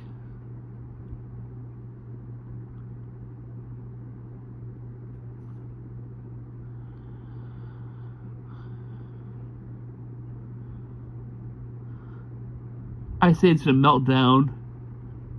I'm putting Cars, and Cars 2, Cars 3 today on Freeform. I put Monsters Inc. later a little before 4:30, around 4-ish. There's Monsters University a little before 6:30. That should be the last movie. Oh wait, Onward, around 9 to around 11.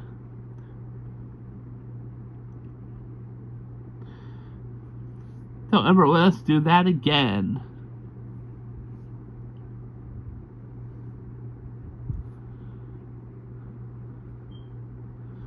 But it's empty. How do you get out? Oh, he's up there. What's he gonna do? He's diving off. Come on, he could be hurt.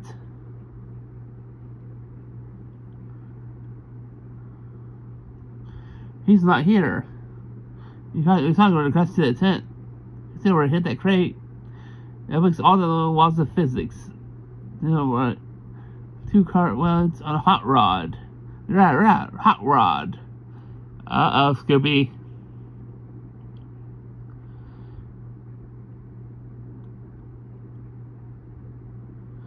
We're gonna swoop up this car to catch him? Right. This should jazz it up. No, Shaggy. You turn on the motor. They can't stop it. My glasses. Uh-oh, poor Velma. And poor Scooby, he's in for a joyride with Velma. I can't see without my glasses. It's a nice wide street. Oh, Scooby's like worried. Don't fret, Scooby. That's him. I see a traffic stop. Right turn, isn't it? Uh-oh. Roll, Velma. Hey, Scooby. Are we in the right lane? Right lane? Hey! Train coming. Train coming? Can't stop? They don't have to look out for itself. Or they have to look out for themselves in that case.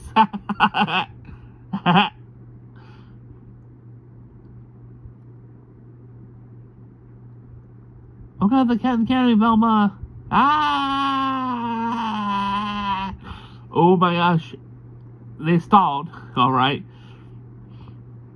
Scooby gets like a bunch of calories and sugar with the cotton candy. Ruby Roo!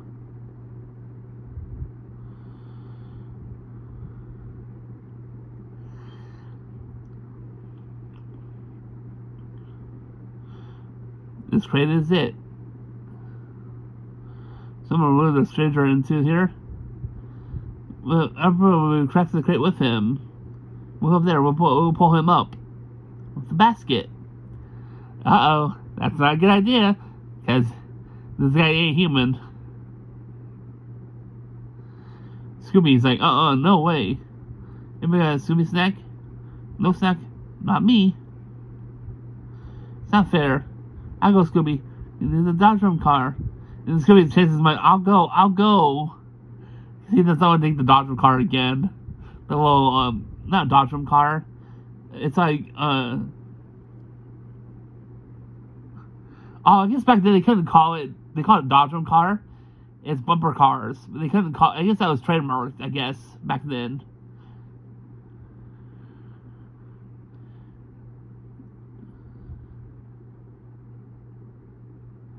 Yeah, back in the 60s, they called it Dodge Drum car. It's actually bumper cars. I was like, that's not a bumper car, isn't it? Dodge Drum car. That's a Dodge Drum car. What the heck is it called a Dodge Drum car for? And I was like, okay, maybe it's because it's Dodge Drum car isn't trademarked, but bumper cars are trademarked. It's a trademark name. They didn't have the rights to call them bumper cars.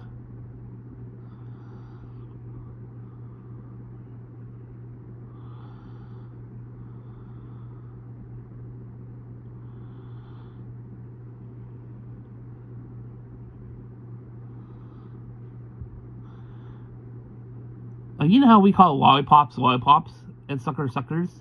The two different names for lollipops. And if I can't remember correctly, but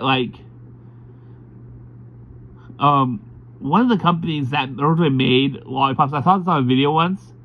So the reason why we call them lollipops is actually because lollipops are actually were originally a trademark name, but they became like how we call tissues. Kleenex, give me a Kleenex. It means give me a tissue. But Kleenex is the name brand, but it's become synonymous with tissues because everyone was like, give me a Kleenex. So they say give me a Kleenex instead of give me a tissue. Tissue is like the generic term, but the trademark term is Kleenex. Same thing with lollipops. Lollipops used to be a trademark name, and then the company behind lollipops, they were really, really successful. Everybody called them lollipops. Even they called the generic ones that were being produced, called them lollipops as well. Now, go to the future, I can't remember exactly what happened, but the company that made lollipops went out of business, and everyone started calling that's why we have the generic term lollipop. Because lollipops were a trademark name originally, but they became such a synonymous name with the candy. It's just stuck around.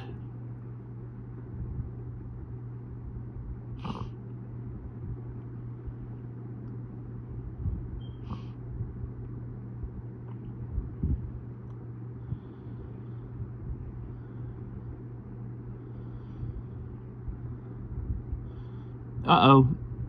The most dramatic right up his circuit. This was up to something. Someone's behind that fence. Come out of there. Sarah! What are you doing here? It was me. Charlie, they go out of commission. I don't think robots should be or shouldn't come to have fun. She's right. Not only is nice. Kids need humans. Basically, this guy was trying to make AI back in the 60s.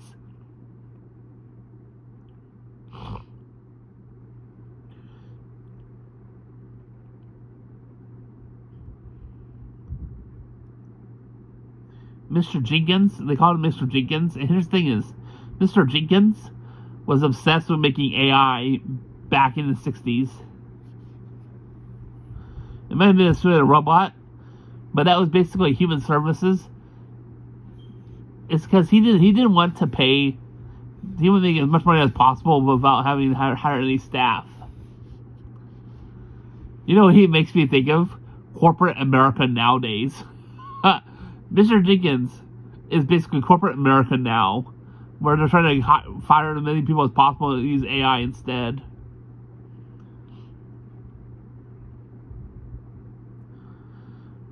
I mean, that's what Mr. Jenkins from this episode of Scooby-Doo Foul Play in Funland episode makes me think of corporate America. It's becoming slowly, where we're having AI take over our jobs. But I mean, that's what people think of it as. But like AI is just a tool, like how we have internet as a tool or whatnot. But like depending on how people use AI, it becomes more like there's this TikTok short I watched, and I commented on the short and I said, This is AI. And some woman comments to my comment and goes, who cares as long as it works? I'm like, how do you know this really works? The whole video is AI. They're like, this is almost trick. I'm like, how do you know that's a legit thing? Okay, I've seen videos where they'll claim something works when it really doesn't work. And like, it showed like there was like this stuff you rub on your arm or something, and like skin, you pulled off the skin or something. I'm like, I know exactly what this is doing, but I'm like, dude, since he's using an AI voice, how do you know that guy? Like, the guy's not real either. He's AI. If he's using AI voice, so obviously his face, everything about him is all AI. That woman's AI, and that skin pulling off feature, that's AI too. And they don't know. They never commented back to me because they know I'm correct. Like, if he's using AI voice, so obviously anything, and I was like, anything with AI can be faked. You don't know if this really works. And they didn't even comment back to me because they know I'm right. If you have AI voiceover like that, and you're showing like AI stuff like that, you don't know if that's like legit, because that's all fake. It can be anything. If AI can be faked, and I think that's why, like, if you use like AI feature on YouTube, I've tested out in the past. And like, one thing I've noticed with the feature on AI on YouTube Shorts is you can't fake things. You can kind of fake things, but like, it's whatever AI does. It just randomly does whatever it does. Like, I've done like various shorts, and it just AIs anything it wants. You know, it's like, I mean, it's okay, my opinion, but I don't like how it just does whatever it wants to do for your photos. I mean, depending on what photo you use, it just does whatever it wants to do with the photo.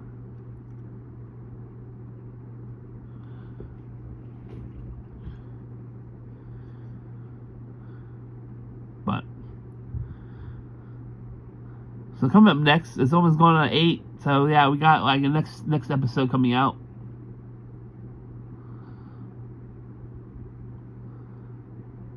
So probably 8 minutes after 10, we'll end the stream.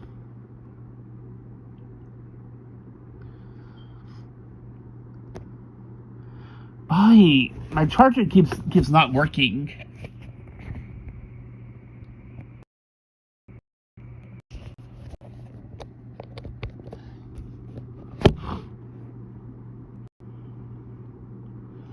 It's not charging.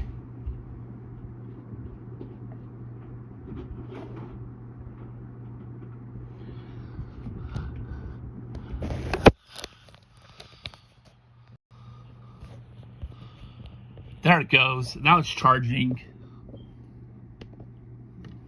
Let me make sure that works now. Okay, let's see. Now it's not charging. This is sure.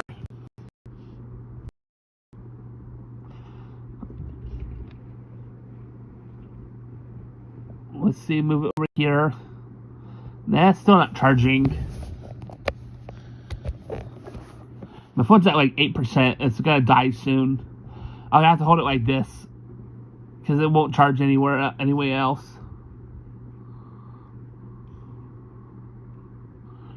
Okay, there it goes. Hopefully it stays charged because of my 8% power. Dun dun dun dun! Puppy power. It's gonna be a Scrappy-Doo show. It's very uncomfortable how I have to have this position, this wire. So I think I might need to buy a new Apple charger. That bites. The more spending I have to do on this freaking phone. I eventually have to get a new phone.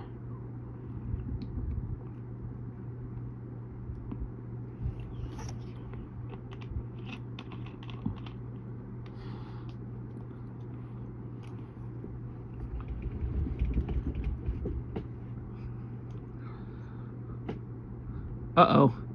Scooby it's falling into a tunnel. There goes Shaggy. Oh, on the tower. Oh. Ground. in Paris. Now they fall into like a bathtub that's surprisingly set in the tunnels. My book, Underground Sewers of Paris. We haven't been lost forever in here. No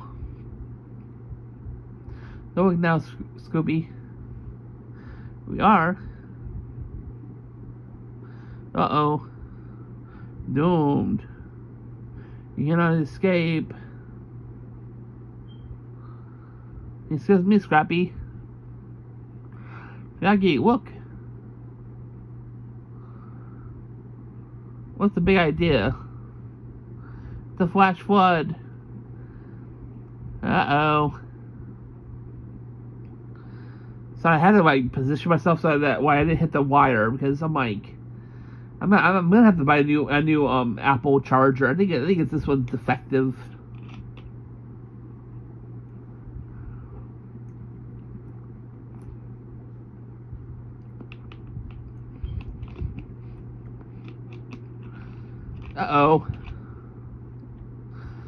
Abandoned bathtub.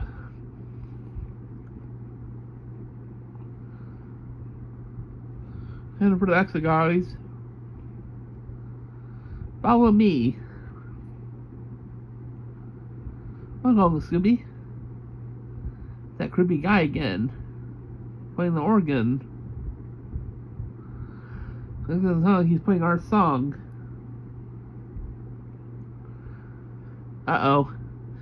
Scrappy's got to have his intruders.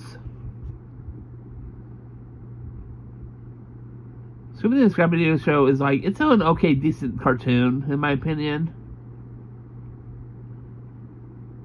Not that lever. The secret passage, let's go.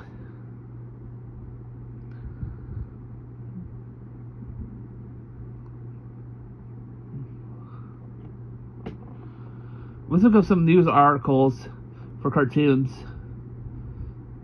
So let's see,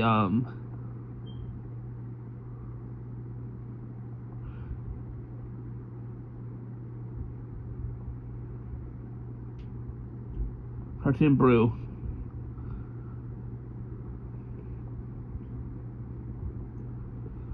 This is a new article. We have one new article.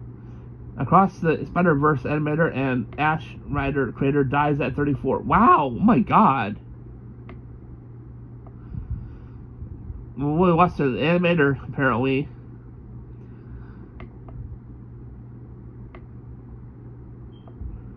Ash Rider creator dies at 34. He's only 34. My god, what happened? So his name was Luis de la Rosa. Across the Spider-Verse animator and Ash Rider creator dies at 34. Colombian community is mourning the loss of Mexican animator and illustrator Luis de la Rosa, whose work spanned acclaimed feature films, television series, and original independent projects. De la Rosa died Wednesday while attending the Annecy International Animation Film Festival in France. He was 34. De Rosa had traveled to Annecy to present Ash Rider World, an original project that marked a signature new chapter in his career. After nearly a decade animating for major studios and productions seen by millions around the world, he was ready, and by all the studios' productions that seemed to be millions around the world, he was ready, and by all accounts from those who knew him that we talked to yesterday, were more than capable of leading a production of his own. The mission made him his presence at the festival, loading a production of his own. The mission made presence of the festival, particularly the meeting this year. News of his passing has the cast a subdued, affected mood over those still in town. According to France regional newspaper, Le Libre de la Rose died Wednesday evening after being struck by a Lumen Express train near. Oh my god. He got struck. Oh my god. Oh my god. Oh my god. Oh my god. He got struck by a. I was like, wondering how he died. And I was like, oh my god. That must have been painful. So he got struck by an express train near Avenue Ardwin in Annecy. That's why. Okay. I'm gonna be honest with everyone. That's why you pay attention to your surroundings. For whatever reason, I don't mean to be rude about him dying, but I'm like, okay, that's why you pay attention to your surroundings in other countries, or even your own country. You pay attention. You pay attention. You look around your surroundings. That could have been easily. It probably could have been easily avoided of him getting himself killed by an express train. He got hit by it, so I'm wondering if he wasn't paying attention to his surroundings. That's what I'm wondering. If he wasn't paying attention to his surroundings, then he got hit. He got struck by it. Because that's what I'm getting at from it. You know, that he basically wasn't paying attention to his surroundings. That's what I'm getting from it, at least. That's me personally. That he wasn't paying attention to his surroundings.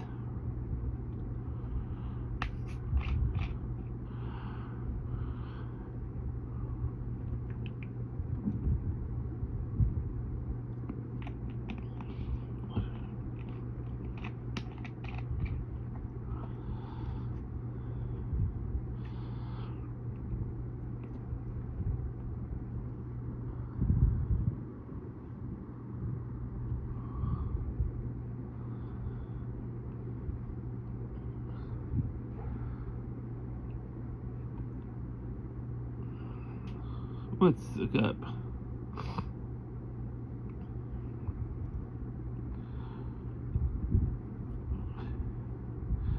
Let's look some Tuesday Show news.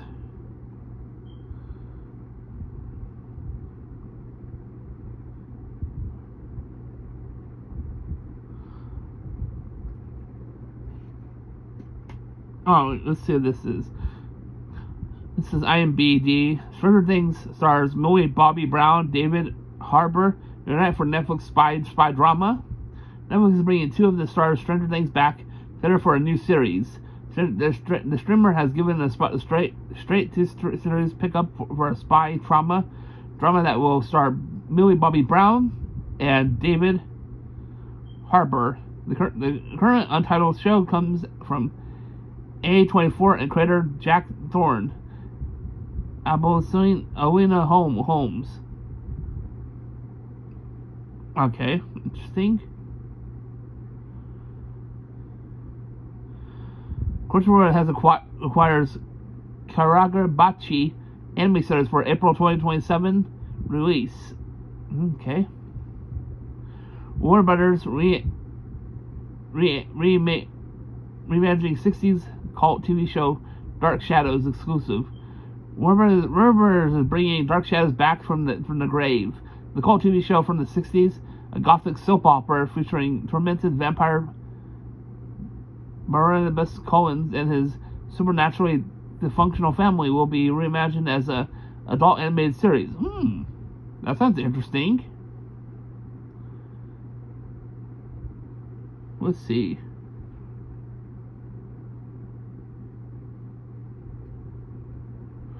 Oh wait, Aquamarina TV series from Bold Type creator gets Disney pilot order Emma Roberts to guest star.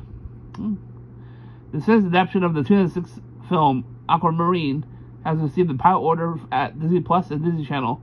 Variety has learned. Okay. The Americans renewed this for a second season at NBC. NBC is going back to the wilds in the Americans. Network has ordered a second season of the natural history documentary series, which debuted in 2025 and is currently re-airing a fun fact edition with some additional behind-the-scenes footage and commentary.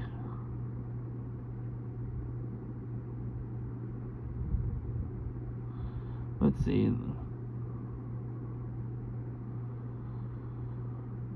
Rookie. Let's see anything that interests me. I don't like political stuff. That's not me. What to watch Saturday? The Agency Season 2 of Showtime, Tomorrow Lifetime movie, and more. Oh, here's something about animation. One of our animation sneak peeks. Get Jiro teases Gary Anderson's hit squad. That's just Dark Shadows animated series at NSC Adult Animation Showcases. Let's see. And that interests me.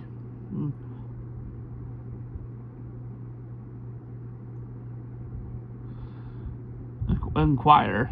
Let's see.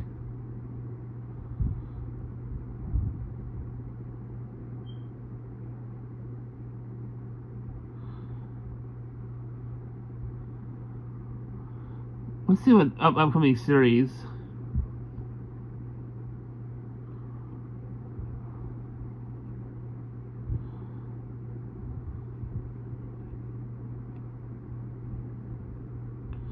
Upcoming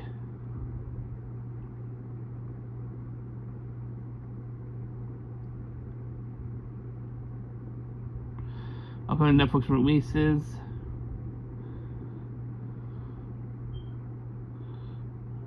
July. Let's see, July 2026. It's on from Netflix in July. So let's see what's coming to Netflix in July of 2026. Netflix, what you got? Let's see. They're adding. That's coming to Netflix on July 1st. A Dog's Journey, directed by Joe Murrow and starring Janice Quinn.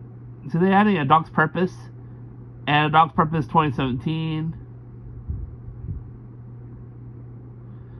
A Dog's Journey and A Dog's Purpose, two separate things. And 2021 Crisis 2021, Dancing with Murder 2025, Enola Holmes 3, Netflix original 2026, Godzilla, Mothra, and King Gideon, Giant Monsters All Out Attack 2001, Gone Girl 2014, and this is still okay. Let's see, Gone Girl, Leatherheads, 2008, Nomadland, 2020, Rebirth of Mothra, trilogy 1996 and 1998.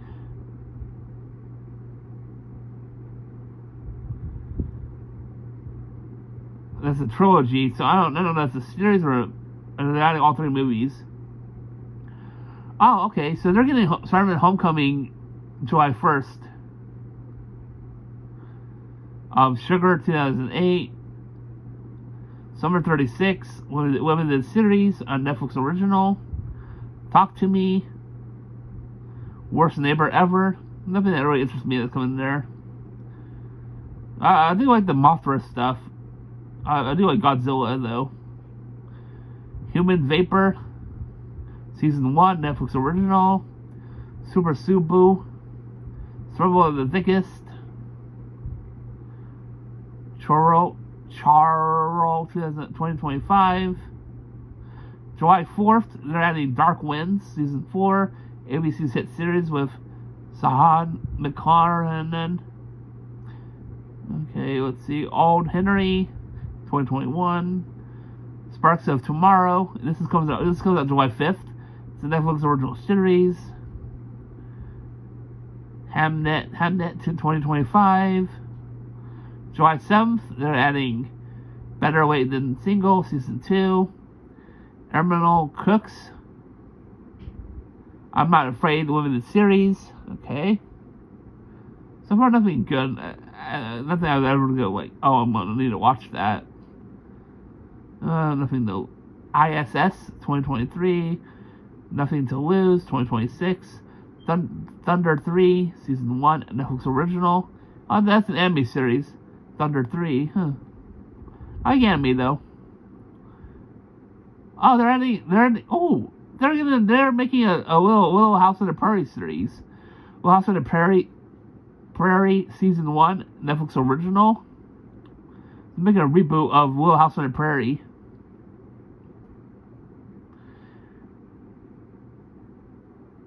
Ica. I think it's called Ica. I'm assuming. I can't pronounce that. Oh, it's a Netflix original movie from Indian Bollywood film.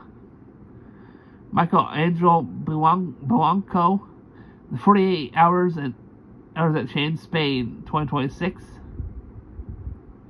Netflix original. Shipwreck, Nightmares at Sea. That comes out July 10th. This one comes out July 10th. What's coming up on July 12th? Love is Blind, UK Season 2 through Reunion. Netflix original. What's coming on July 13th? MLB Home Run Derby 2026. Netflix original. On Purpose with Jay Sheta podcast. Okay. That comes out July 13th. July 14th. Quarterback Season 3 Netflix original. Technically, Season 1. The Hunger Games, The Ballad of the Songbird and Snakes 2023. The July 16th, they're adding The Hawk, Season 1 Netflix original. It's coming out July 17th. 23,000 Lives 2026 Netflix original. Heartstopper Forever 2026 Netflix original. The East Palace Netflix original. That's a K-drama. The Map Longing Women series Netflix original. Wicked for Good 2025. July 23rd. The Wicked for Good comes out July 20th. The July 23rd, they're adding Ransom Canyon Season 2 Netflix original. Now July 24th, they're adding 72 Hours 2026 Netflix original. The Truthers Netflix original 2026. And last thing they're adding this month in July, they're adding Raft Season 1 Netflix original. So out of all the things that are added, there's like one thing I actually enjoy. I don't know what it's about. I thought what it's about. It sounds kind of interesting. Mostly because it's an anime. I like anime, so. And that comes out at the beginning of the month. Let's see. Actually, there's two things. Godzilla, Mothra, and King Ghidorah. Giant monsters all out attacks to 2001. That one sounds kind of. I like those Godzilla films. Then there's Rebirth of Mothra trilogy. I'm assuming that's 3 films. They're releasing from Mothra from 96 to 1996, 97, and 98. And then, I mean, remember Homecoming? I'm like, even if I had Netflix, that would be blocked for me. And the next thing is, I have to look where it's at. Where is you?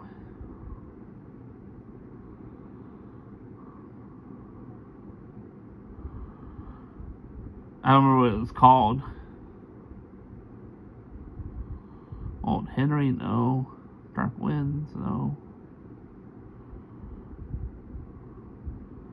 Let's see.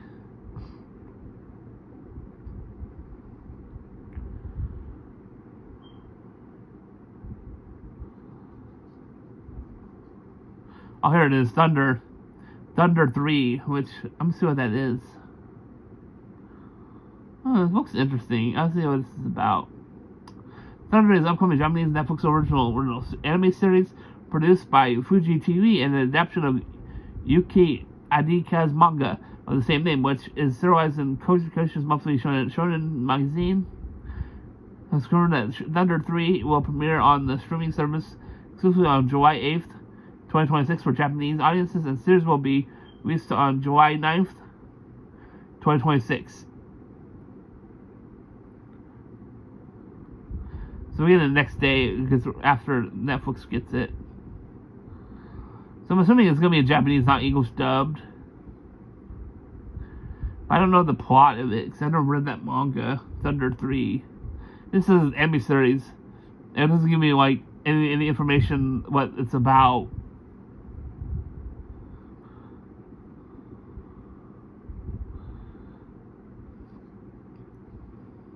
Oh, here it is. Century is a story centered on the unbreakable bond between three childhood friends as they embark on a desperate search for a missing girl. The series follows Pyro Ferraro, an ordinary middle schooler, and his two best friends, Subamami and Hishiroshi, a trio known as the Small Three. Their lives are upended when Pyro's cheerful younger sister, Futaba, suddenly vanishes. Joining forces to find her, their search quickly escalates into a profound adventure that takes them far beyond their wildest imagination. That sounds really odd. It sounds interesting, but also odd at the same time. Weird, though. And that's what's coming on Netflix in July. I think, and then went over to, I guess, what's going on Disney Plus next month. Disney Plus, well,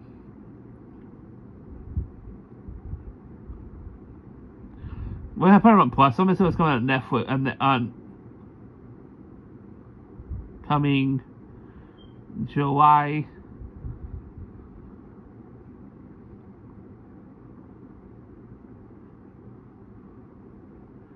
'26. Let's see what they have coming up. So on Disney Plus in July, sneak preview. Alright, let's see. July 1st, they're adding Clifford the Big Red Dog season 1 through 2. Clifford's Puppy Days season 1 through 2. Garfield. Oh, they're getting Garfield and Friends season 1 through 7. Oh, there's a lot of shows in July 1st. Goosebumps seasons 1 through 4. Magic School Bus seasons 1 through 4. Super Duper Bunny League seasons 1 through 2. Oh yeah, I never watched the Super Duper Bunny League. Paw Patrol Fire Rescue new special.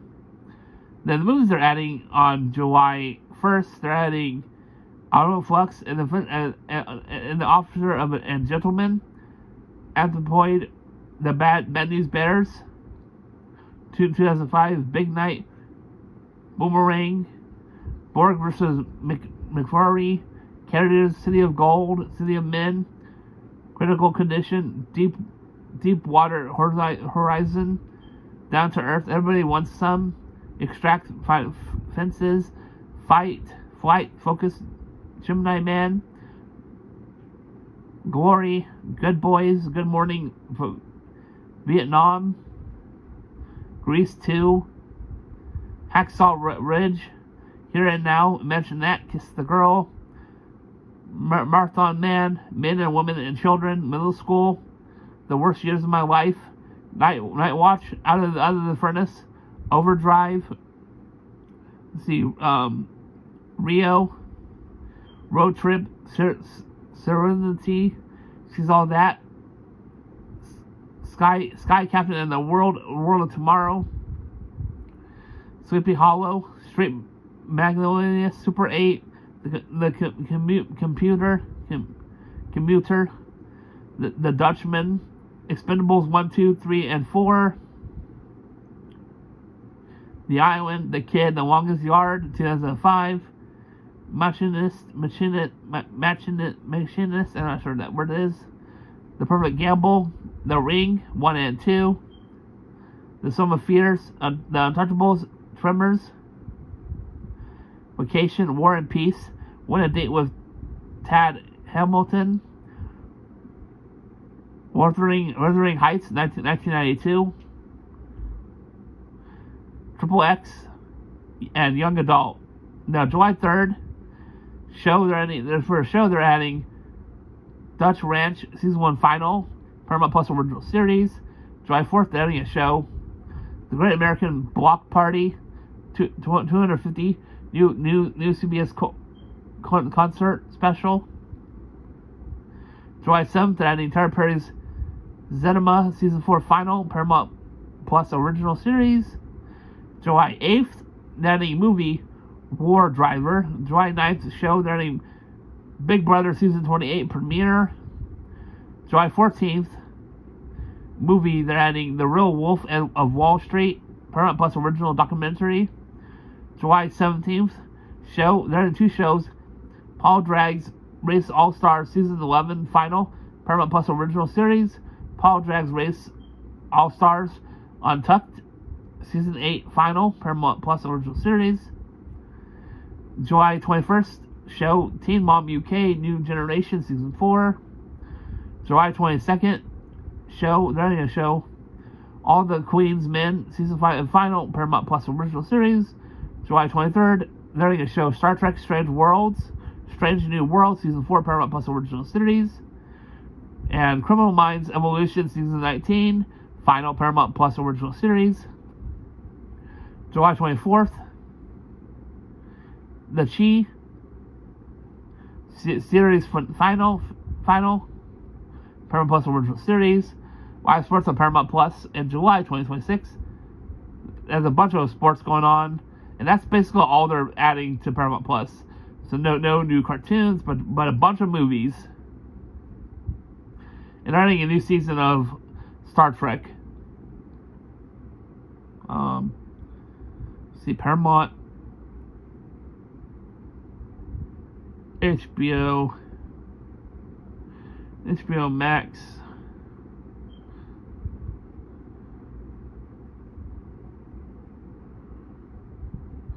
July 2026 releases. Everything coming in July 26th at HBO Max. So you're interested in HBO Max, I'm gonna go over right now what they're releasing. Okay, let's see this. Okay. Let's go there. Okay. Whew. Okay, now this list may contain comprehensive and is subject to change. Okay. July 1st, A Life of Her Own, A Woman's Face, Army of Darkness, Battle Cry, Bright Life, Deadpool 2, Deadpool 2 Super Duper Cut, Desire Me, The Evil Dead 1983, Evil Dead 2 1987, Evil Dead 2013, Footsteps in the Dark, Goodbye Christopher Robin, Hell Satan, which I don't like to say that word because I'm a Christian and that's something I'm gonna watch. Hereditary, I think is that word is. I Love You, Alice B. Toklas, J.M. Palma Season 2, TLC, Just Friends, Warrior Man, Legally Blonde, Madagascar 3 is Europe's Most Wanted, Marine Raiders, My Dream Is Yours, My Favorite Wife, New Moon, Once We're Brothers, Robbie Robertson and the Band, Romance of the High Seas, Robinson and the Band, and Romance on the High Seas. I think those are 2 separate things, I'm not sure. Super Trooper 2, The Beggar's Opera, The Clock, The Courtship of Eddie's Father, Disembodied, The Inquisitor 1, 2, and 3, Frozen Dead, The Hook, Killing of a Sacred Deer, The Meg, The Mummy, 1999, The Mummy, 1959, The Mummy Returns, and The Mummy, Tomb of the Dragon King Emperor. See, they don't have The Mummy 2. Oh wait, The Mummy Returns. That's basically Mummy 2, actually. Never mind. The Rover, The Strangers, The Strawberry Blonde, The Usual Suspects, The Woman, 1939, Up the Down Staircase, Us, Waterloo Bridge, Young Bess.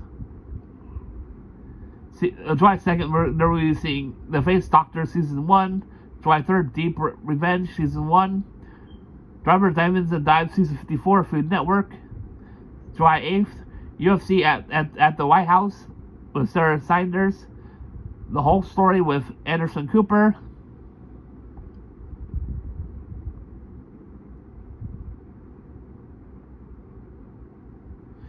July 9th, Kitchen Chaos Season 1, the Food Network, On the Case with Paul Zahan, Season 29, ID, The Man Will Burn HBO original. July 10th, House Hunters International Volume 9, Season 214. HGTV, The Long Walk, Lionsgate. Alright, July 12th, Ianu, The War of the Two Princesses, Season 2B, Ocean's 8. That comes out July 12th. July 13th, Dumb Money. July 14th, Pitmaster, Season 1, Food Network. July 15th, they're releasing People Magazine investigates the University of Cosmic Intelligence Cult, Season 1 ID. July 16th, 911 Did the Killer Call, Season 2 ID. Mark by Sophia, A284. Mystery at the Blind Frog Ranch, Season 6 Discovery. Worst Yard on the Block, Season 1 HGTV. July 17th, Batwheel Season 3D, Cartoon Network. House Hunters Season 11, Season 259. HGTV. Pacific Rim Uprising, Tag, The Land of Sometimes.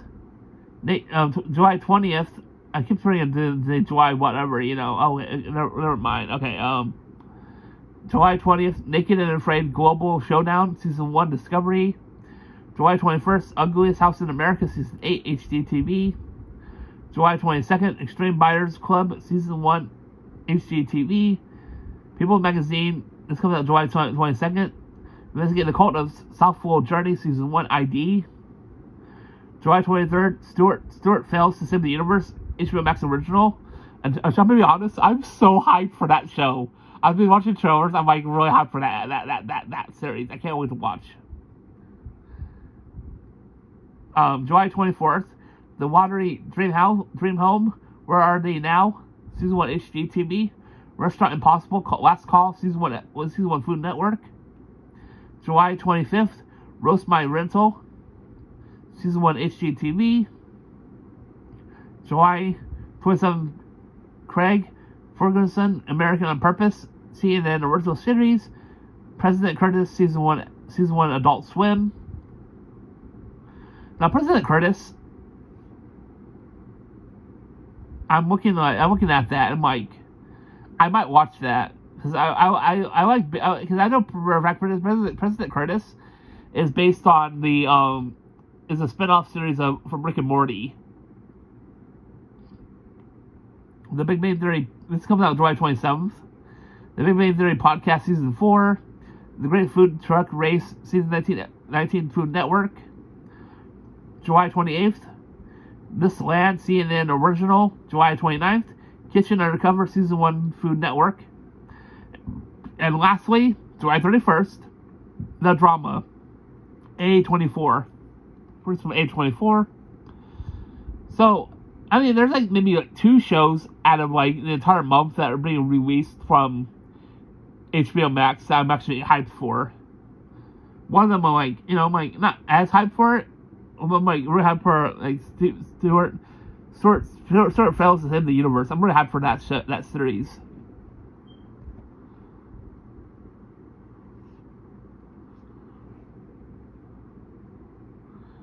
Okay, we're going to HBO Max. Let's see what else. HBO Max did Disney Plus, did Paramount Plus, did Netflix.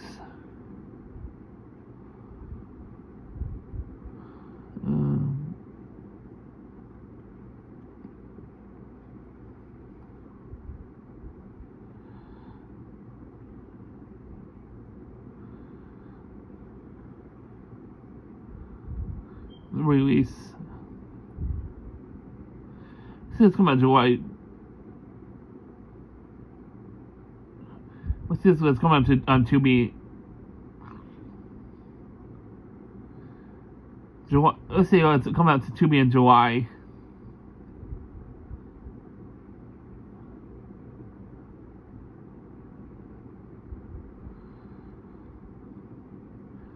Tubi, okay, let's see.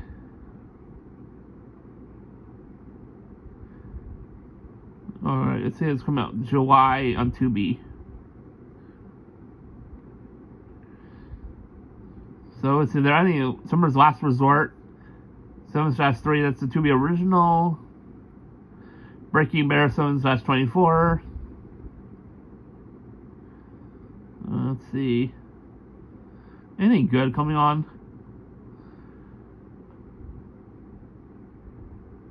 Tubi of July 2026 titles. They're doing the Critter Spotlight, which I don't really care for that. I just watch that on YouTube. Action. This is Critter Spotlight.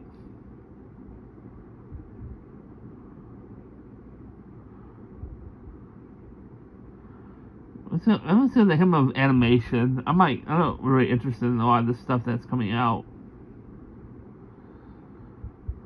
They have some okay movies coming out, I guess. So they have the Addams Family 2019, the Addams Family 2. This is kids and family movies.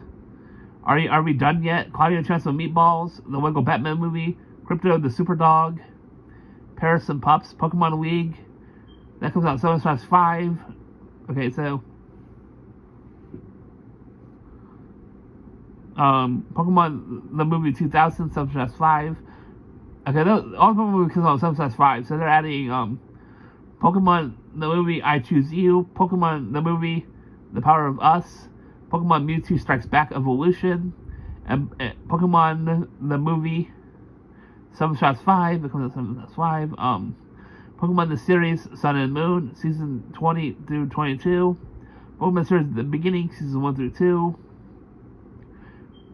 Radio, Shark Tale, the Real Ghostbusters seasons 1 through 5, since 15. Valiant.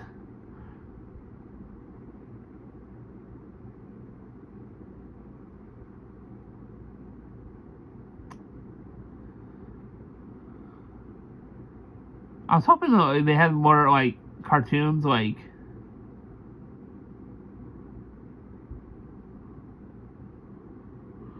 I guess they're only adding Crypto the Super Dog in the next. Let's see, Tubi.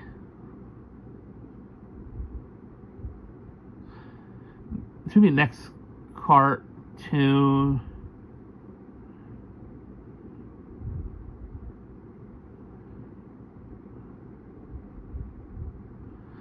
Maybe cartoon wave movies.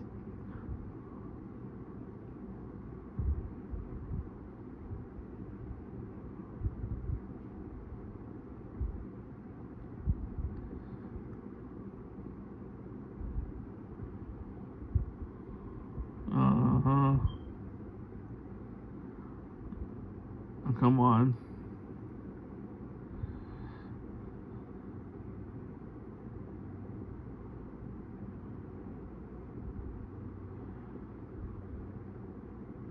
We'll put July. The next major animation wave edition in July is the exclusive adult animated series Breaking Bear, with the 2 episodes and premiering blah blah blah.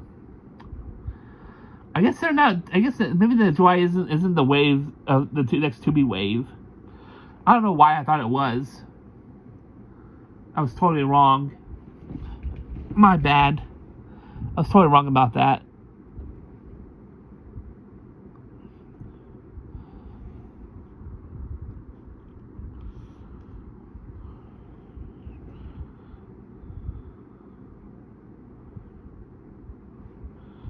I was totally wrong about that.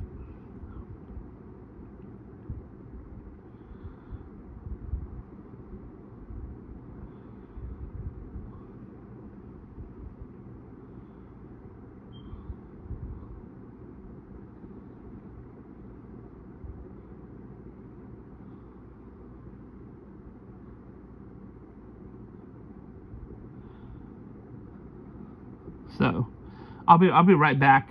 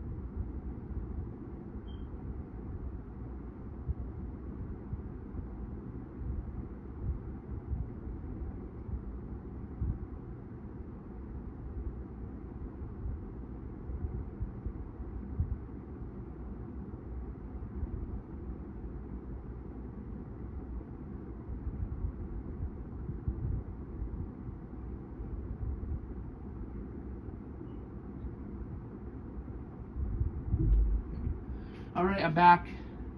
Let's finish this, turn this back up, the stream up.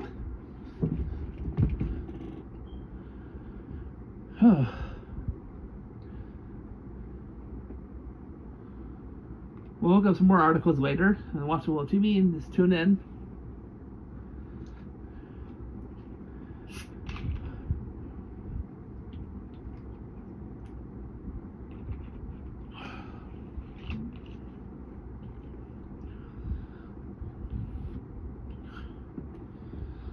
Alright. So we'll get some more articles later.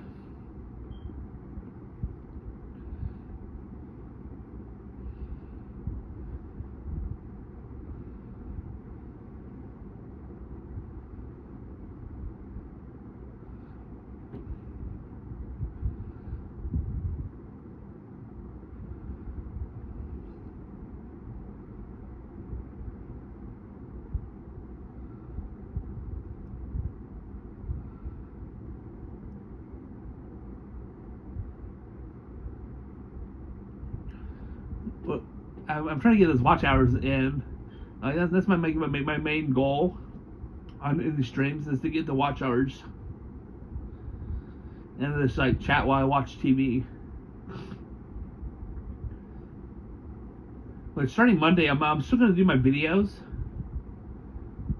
And like basically, what it looks at like now is that I'm gonna have to wake up at like before 3 a.m. to start my stream. 3 to 4, 3 to 5, 5 to 6, 6 to 7.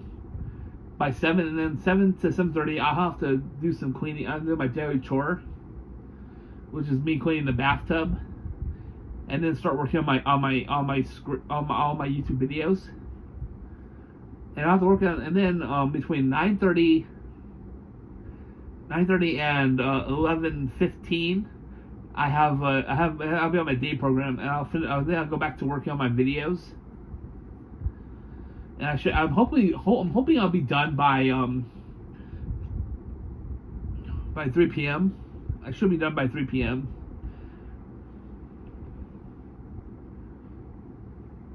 But now I got so much work I'm doing now, you know.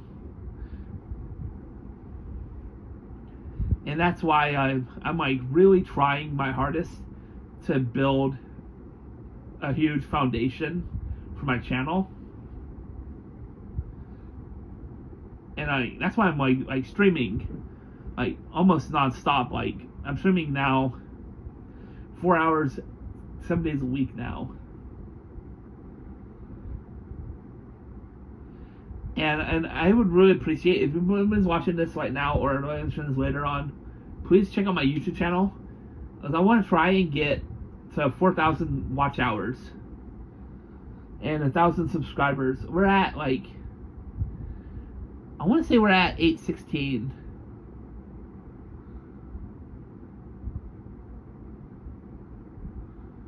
I want to say we're at 816. Let me see. Let me check. 861. Yeah, that's what I meant to say. 861. We're at 816 subscribers.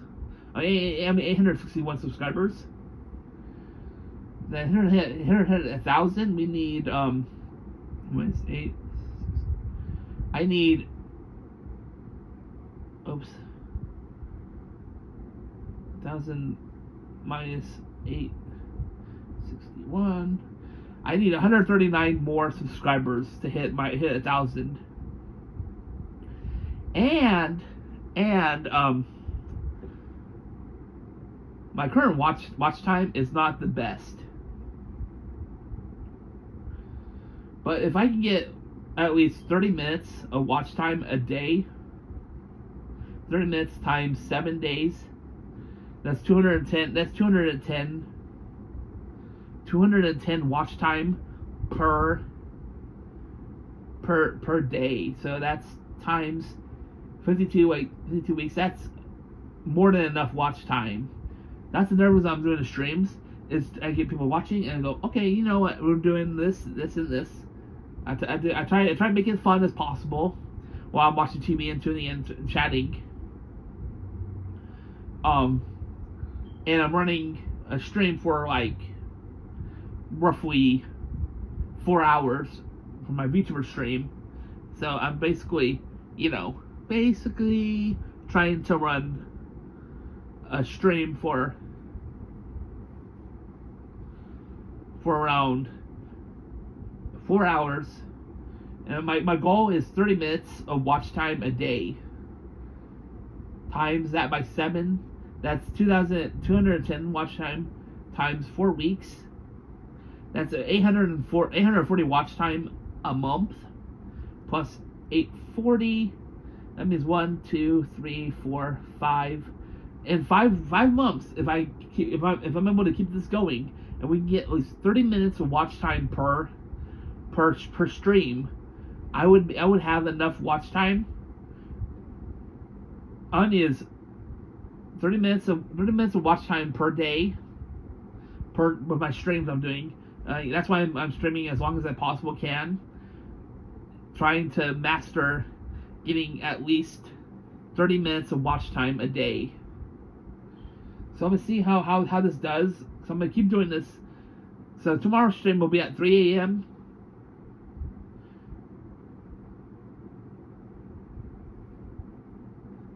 And I'm gonna run it as long as possible. On YouTube, we get like 30 minutes watch time a day, plus I have 861.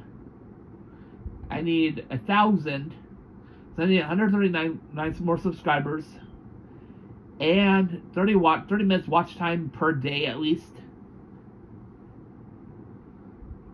in order to hit 4,000 a day, 4,000 at the end of the year.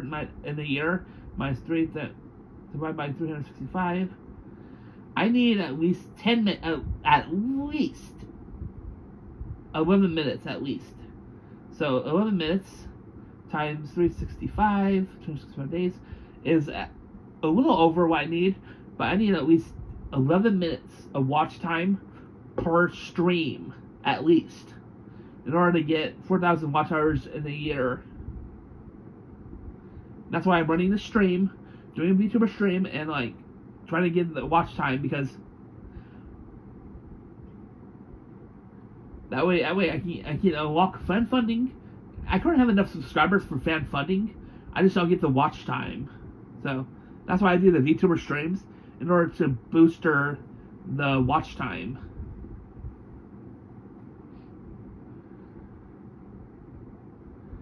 And basically, here's the thing: is you cut it down. I'm working basically 28 hours on streams a day.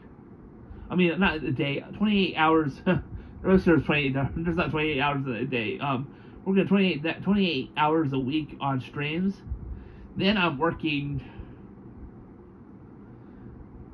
Monday through Friday. I'm working like multiple hours on just videos.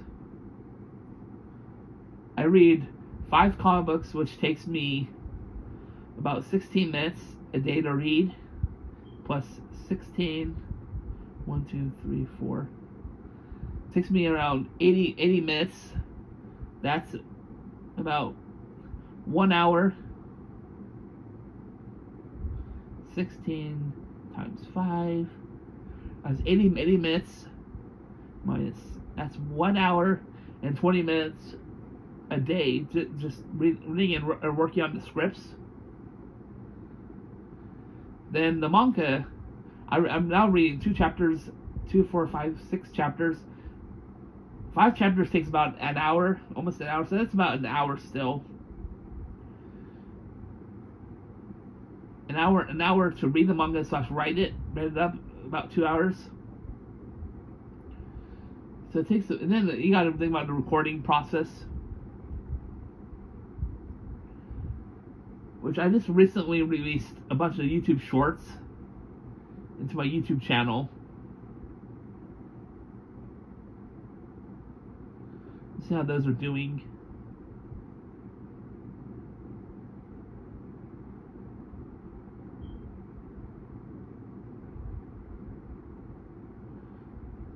YouTube Shorts.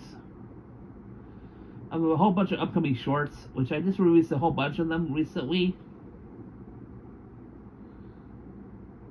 You got like a couple 20. My biggest one was Avengers Armageddon I released this morning with 83 views. I have 3 more shorts coming out this morning.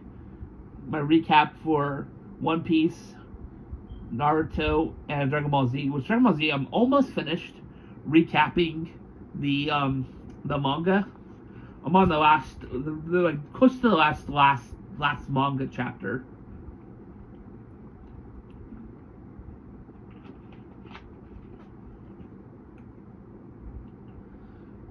Like, I want to say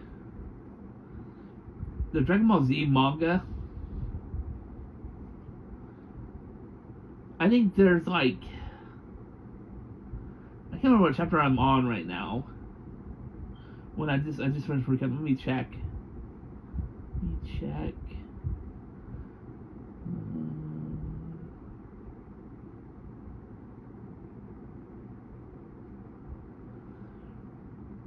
Let's see.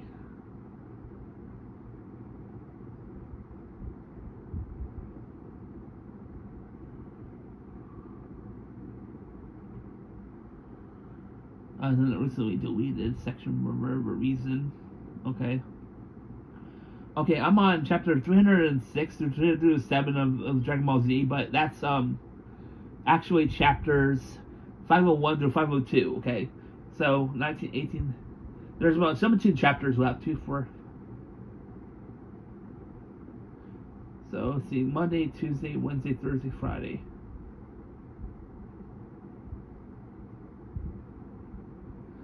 So I say,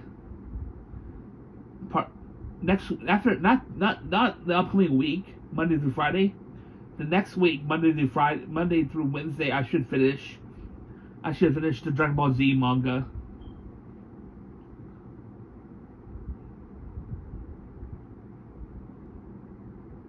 It's empty. Uh-oh.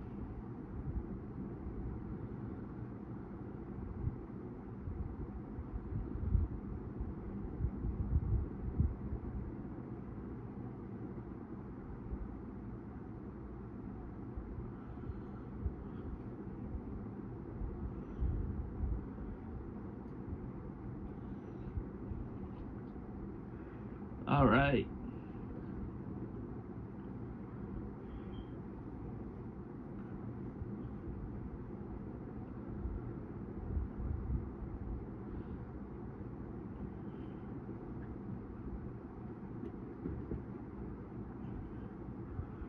All right. Let's see how we're doing.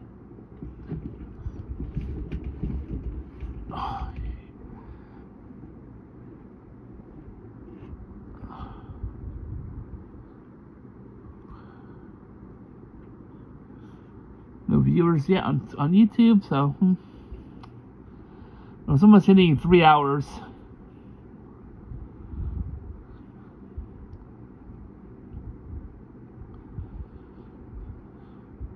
Menu show. There we go. Spooky Ghost does the most. Solved. Now for Scooby Doo.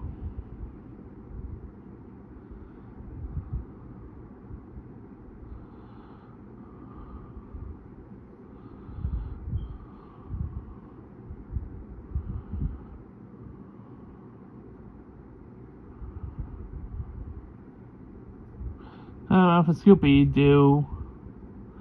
That's my pal. Scooby Dooby Doo. Make a beeline away from that feline.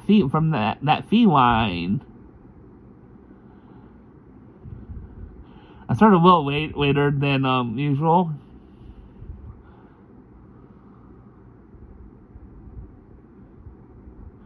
Nine would have been when it ended originally if I had started when I was originally going to start. But I thought we were doing vegetable run today, so that ended up happening.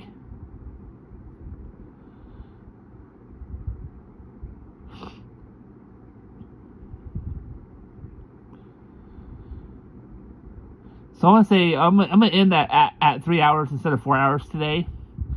Have a great rest of your day. I hope you enjoyed the stream. Please help me get up to 4,000 watch hours and 1,000 subscribers so we can get funded through ads. That would be really helpful. I'm currently affiliated with Twitch, where I can get fan funding, which I just got my first Twitch subscriber, which I'm really excited about. And if you're on Twitch, please be sure to support me by becoming a either paid or Prime subscriber. It really helps us to hit our funding goal.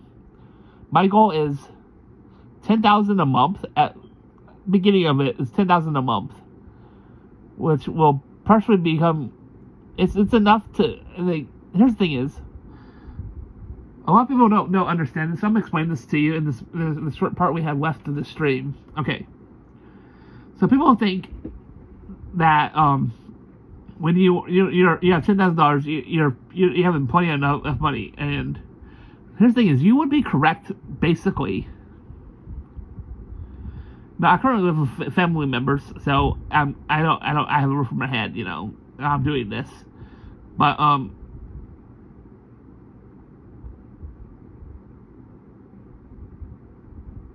let me hook this up.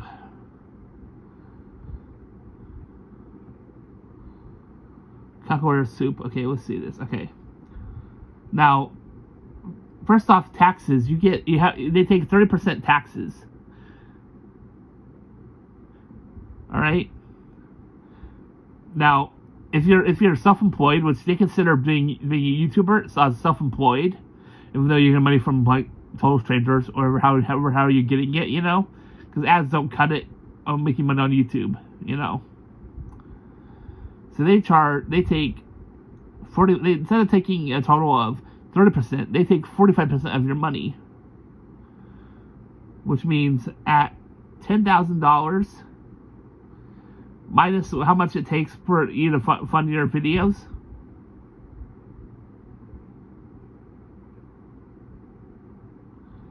Calculate.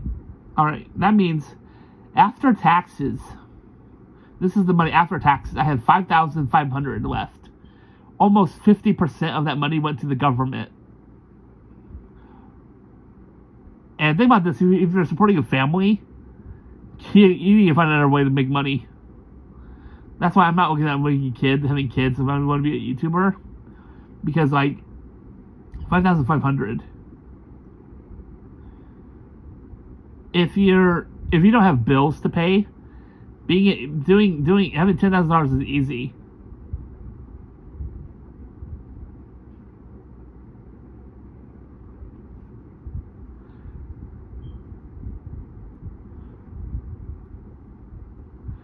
And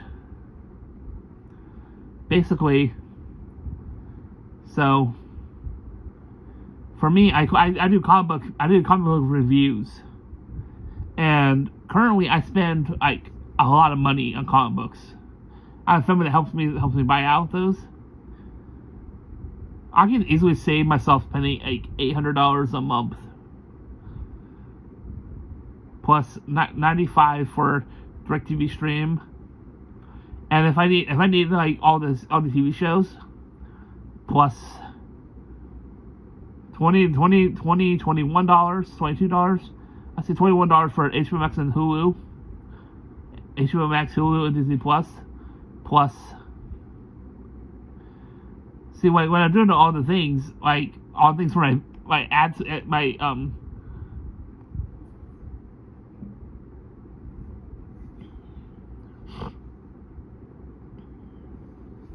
that's why a lot of people may not realize this, but YouTubers actually have to pay 45% of their money to taxes.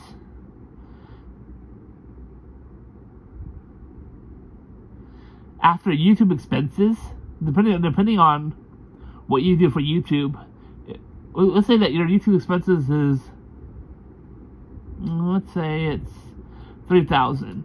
You pay $3,000 a month, right?